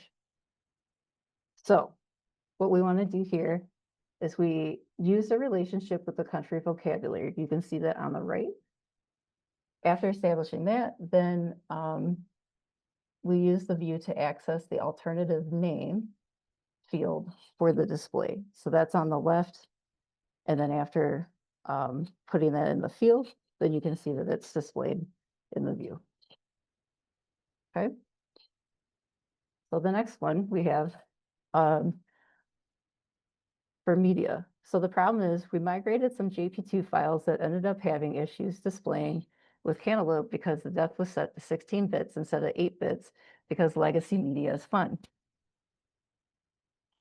So what we ended up doing is we created an action that used an argument dash depth 8 to for basically regenerating the JP2s from original files, which are TIFFs.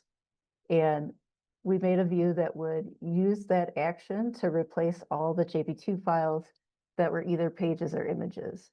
It's similar to what, like Dara's presentation was earlier. We needed the view to be for the content type in order to use the action, and the filter on, and to be able to filter on the models.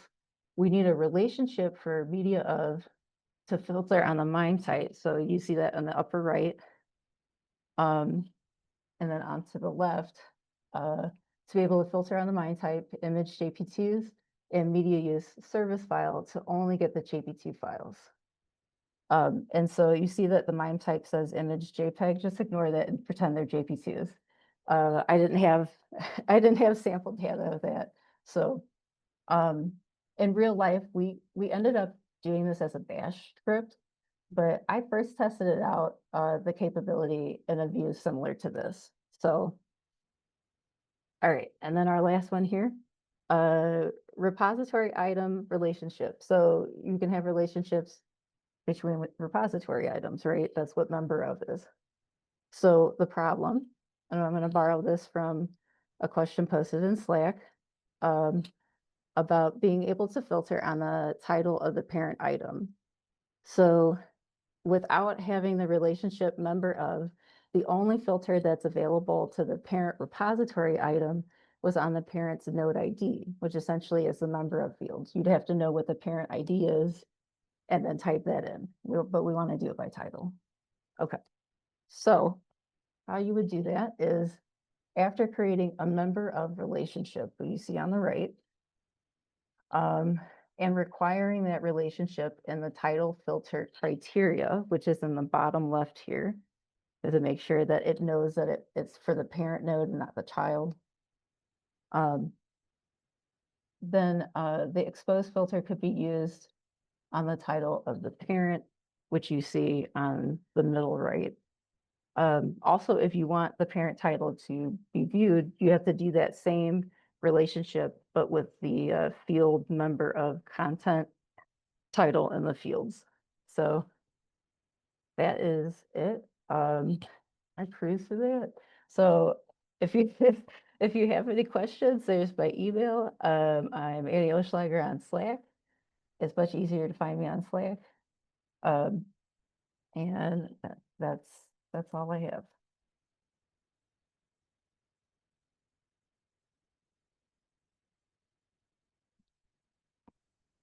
Thanks so much, Annie. That was awesome. Really, really great.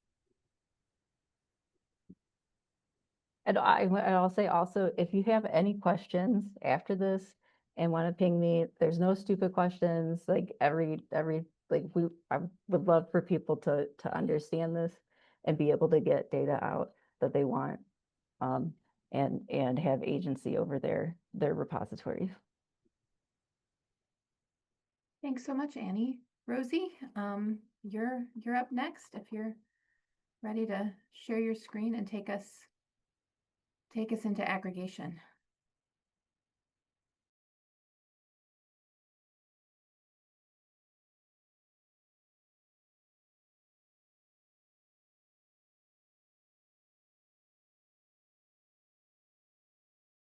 All right, can you hear me now? Excellent. Sorry, this is a little bit weird because I'm presenting a hybrid. So I've got people in the room and also the camera is like behind me. But I'm going to talk about some of my favorite and least favorite things about views. And I've called it from the views grimoire because it does feel like you're doing a little bit of sorcery sometimes. So what I really like in views is rewriting. There are two main UI features that this is going to talk about, and it is the rewrite results button on any field, as well as the no results behavior. So when you are rewriting in views, there's a few main rules that you have to follow. You can only rewrite, first of all, you can, when you add a view to a field to your view, you can exclude it from display so that it just stays hidden. But when you do that, then in later fields, you can rewrite with it. And that's the second point, is that you can only use fields that you've defined above them in the views interface. So if this is what your fields look like, you've got 5 or 6, the first 4 are hidden, and the last one is where you do your rewriting using all of them.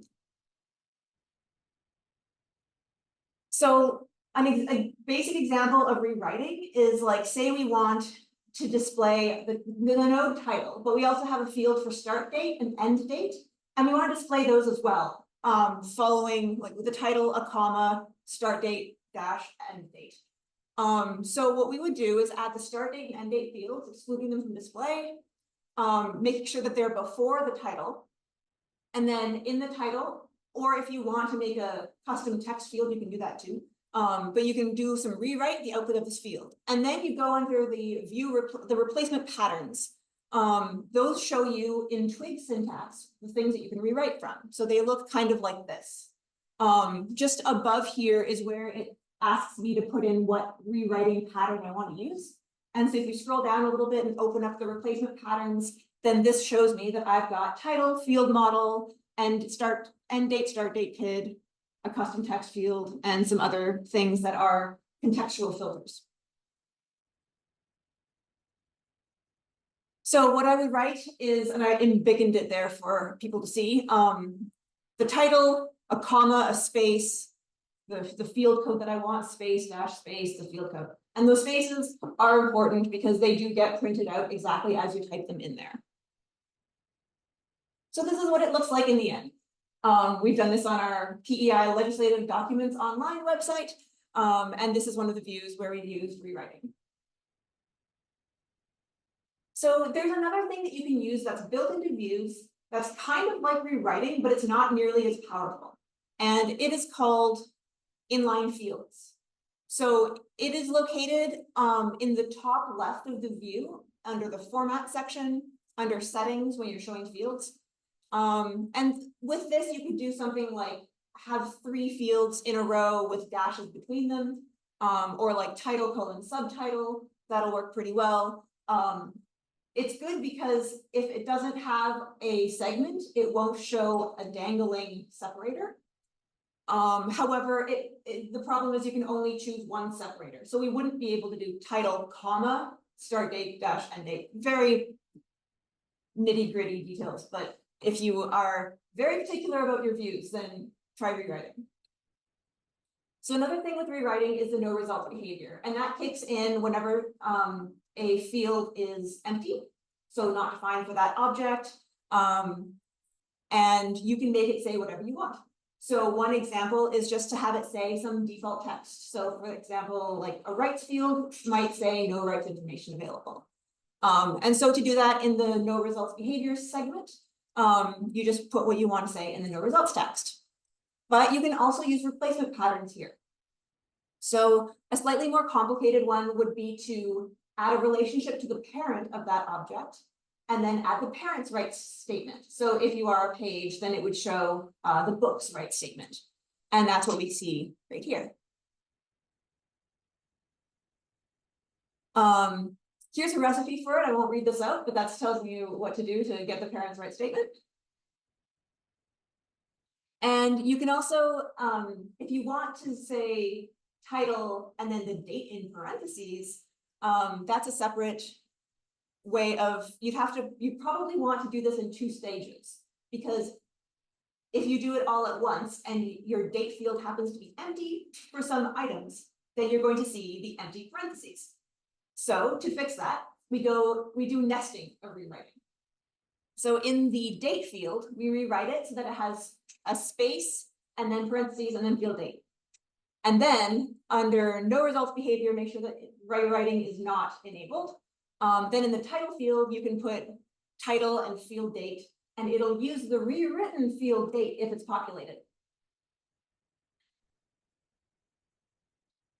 Okay, finally, we've reached God mode, which is why this is my favorite. If you use the module twig tweak, then you can do a whole lot of crazy things with this, including conditionals. You can execute code, you can call another view to appear within your view. And all of this happens within brace percents, so curly brace and percent sign codes. So for an example of a use case, we have paged content as our Islandora model, but not everybody understands what paged content is, and maybe we want to render it out as book.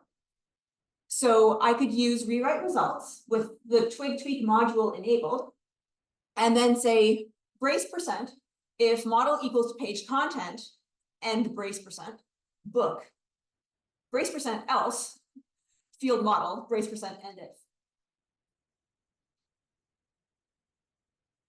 And so here's an example where it shows book where it otherwise would have said page content. All right. So now the part that I like the least about views is aggregation, because it is just really easy to mess this up. The place this is located is the third column under other, under advanced. And there's just a small line that says use aggregation, no, or you can change it to yes, and then all hell breaks. So here's an example of what we can do with aggregation when it's working well. This is a sample of the sandbox. And for each content model, how many nodes do we have with that model?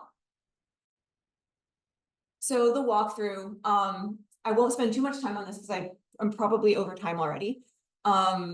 You make a view of taxonomy terms. That's the important thing. If you want to show taxonomy terms as the main key point of your view, and then the count of something else, make the view of that first thing. So taxonomy terms.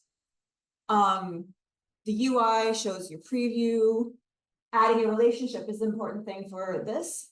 We're going to add a relationship to the nodes that are tagged with that term. Content with term is my favorite of these relationships because it's the generic one. You also have a specific relationship for every field, but if you just want the base, it to consider all of the taxonomy relationships, use content tag with term. You can skip the administrative title. Now there's a relationship. Now the preview shows a whole lot of duplicate results. That's because if you were to show the IDs of here, it's showing one row per node as well as the taxonomy terms. So let's aggregate those. This is when we turn on aggregation. Now you get all this aggregation settings stuff in the UI. But the preview hasn't changed because we haven't done anything yet. So we go to aggregation settings for the ID field that we added, which is using the relationship to the node. And then change from this aggregation type, it by default is group results together. But we change it to count distinct, so we're doing an actual aggregation function on them. And then this is what we want. So there's a bunch of ways we could improve this view, changing the field labels to number of nodes, named taxonomy term, limiting permissions, of course, very important, it's already been mentioned. If it's a table, click sorting is always really nice. And allowing the user to select vocabulary makes this a super powerful view. And then if you want to go another step farther, those counts, like 4 audio objects, could take you to a view of those 4 audio objects, so you can see them and do something with them. Or if you wanted to group by model and also resource type, you could add a secondary taxonomy term in there and use views group by, which we haven't talked about at all yet, to make kind of a pivot table going on. So you've got for each model, for each resource type, how many nodes do we have? All right, I'm going to kind of jump into the entity relationship stuff for a little bit. What we're doing is a relationship. So that's from taxonomy to, this is not real SQL for one thing. Drupal's database structure is much, much more complicated than this, but this is a very high level view. If you were to imagine there were a taxonomy term table and a node table, and they each had their fields as fields on those tables. You would be selecting the term name, the count of node IDs from taxonomy terms, left join node, where the node's model is the term's ID. So that's the relationship. And then the filter is where taxonomy, the vocabulary is Islandora models. And then if you're writing in SQL, you always have to say group by, and then list all the fields that you're not doing an aggregation function on. So that is why it always says group results together in aggregation when you haven't selected any special function for it. So I find aggregation really difficult. Sometimes just by turning on aggregation and doing an aggregation function, it feels like I'm losing results. So I always make sure that I do sanity checks to know that the counts of my things are what I'm expecting. Often if the entity is missing a relationship, it might vanish. So it was like, in that previous view, we don't have any models that don't have nodes that are that model. But if you did, you'd want to make sure that they're still there and say 0. So what I like to do is configure the result summary to display in the header of all my views all the time.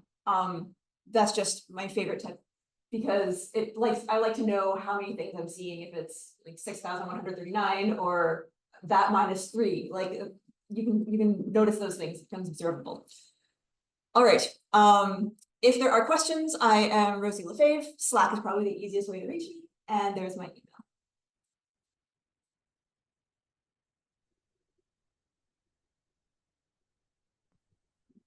That was great, Rosie. Thanks. Thank you so much, Rosie. Thank you everyone who's been presenting and helping out with this set of presentations and discussions. We have more time to do more questions. So I think now questions from the last set of presentations. And then we're going to take some time. Again, we can open up some breakout rooms to do some more brainstorming, hacking on views that you want to do, documenting those views you want to do. But first, so questions for Dawn, for Annie, or for Rosie?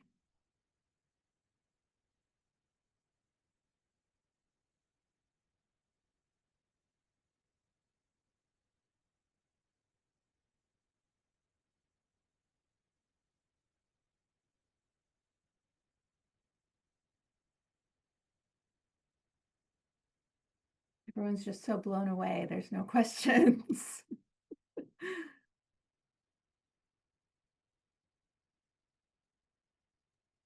I know that Kestrel had a question for Don's presentation, just reading it out for the benefit of everyone else. But do you have to do an individual view for each highlight you want to create?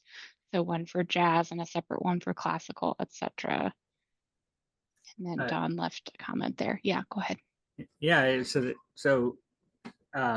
no, you shouldn't have to, but you do actually have to do a couple extra steps, which I think I'm looking up now because I was pretty sure it was Tommy that did comment a little bit. It's like, yeah, view contextual filters, you need to determine which items to show based on the existing term on the node. So you're in my video, I'm showing how you're doing contextual filters to filter out the object that's currently on the screen. And this is also doing it, but for the taxonomy itself. So to determine which one to be shown. There's a little bit to it. I started hinting towards it in my presentation notes of how to approach it, but I don't give step-by-step instructions. I just kind of ran out of time. But there should be, I'm sure there's a YouTube video on how to do just that, because it's a pretty common like list. We might even have an example of something behaving similarly in Islandora. I'm just not thinking of it because I'm talking. So.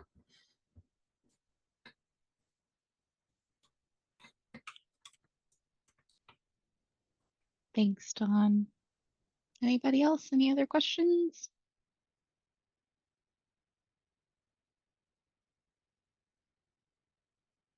There's a lot of really great information to take in.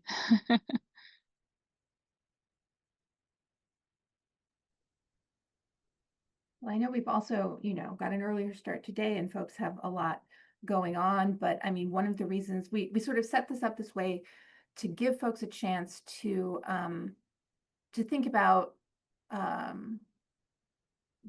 again, brainstorming, sort of sketching out, working on views that they want to do so that there's people around, our presenters who can potentially help you, give you some feedback or give you a little reality check or whatever for some of the things that you're wanting to set up for your own sites. And so we could certainly open the discussion broadly here, or we can, I think what our original plan is to open some more breakout rooms.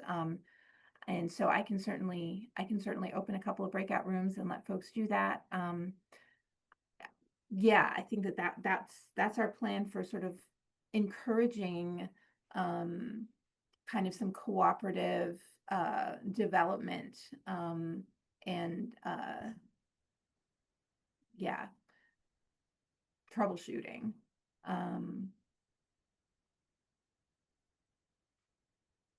If it's worth considering a views channel on Slack. Interesting. I don't know. Do other people think there's going to be enough? I mean, we can, as far as I know, we can do whatever we want and have as many channels as we want in Slack, and sort of, we could try it and see if it gets any traffic or if it sort of just molders. I think that channel, because I definitely have a lot of stuff that we're going to be wanting to do with views going forward, and it's kind of I feel like I've just scratched the surface of views, and so there's a lot of things that I'll have questions on. I think my whole team will probably have questions on.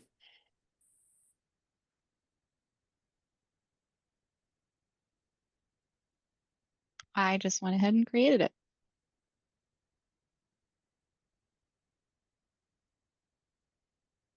And I saw that Akanksha had said a site builder channel, and I think that there's sort of, yeah, all kinds of ways that, repository managers dealing with Drupal versus developers dealing with Drupal. We've got some different things. And I think one of the things that we've talked about a lot for views is, as a repository manager or as a site manager who's maybe less wearing the developer hat, the Drupal developer hat, you can do a lot.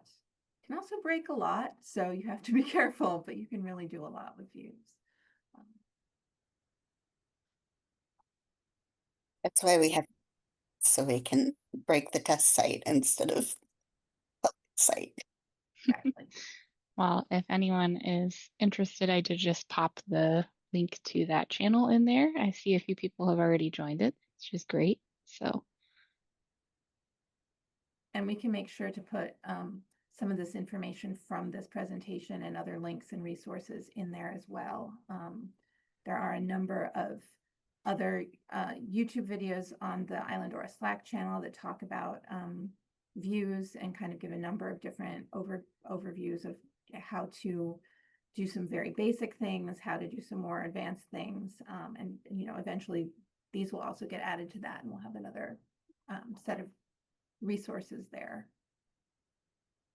Are there other questions folks wanted to bring up altogether? And then I think after that, we'll make a couple of breakout rooms and kind of discuss until there's no more discussing to be had, and then we'll call it good. I mean, I guess the other important thing, Aubrey, would be before we do breakout rooms, if there's any announcements that need to happen while folks are still around. yeah, absolutely. So I am going to be posting that third day schedule again in the Slack channel for IslandoraCon. So I would just say, make sure you take a look at that, especially if you're presenting, make sure everything looks good. But other than that, I think we'll be ready for day 3. If anyone needs anything, has any comments, questions, concerns, I'm available through the rest of the afternoon, so please feel free to reach out. But other than that, you're welcome to break off, have discussion, and we can have kind of a informal ending whenever folks are ready to. I mean, I won't close anyone out of this meeting, so if you're having great conversations, then by all means, keep chatting. So one last call. Are there any other questions for the whole group or for all of the presenters, the most recent 3 presenters?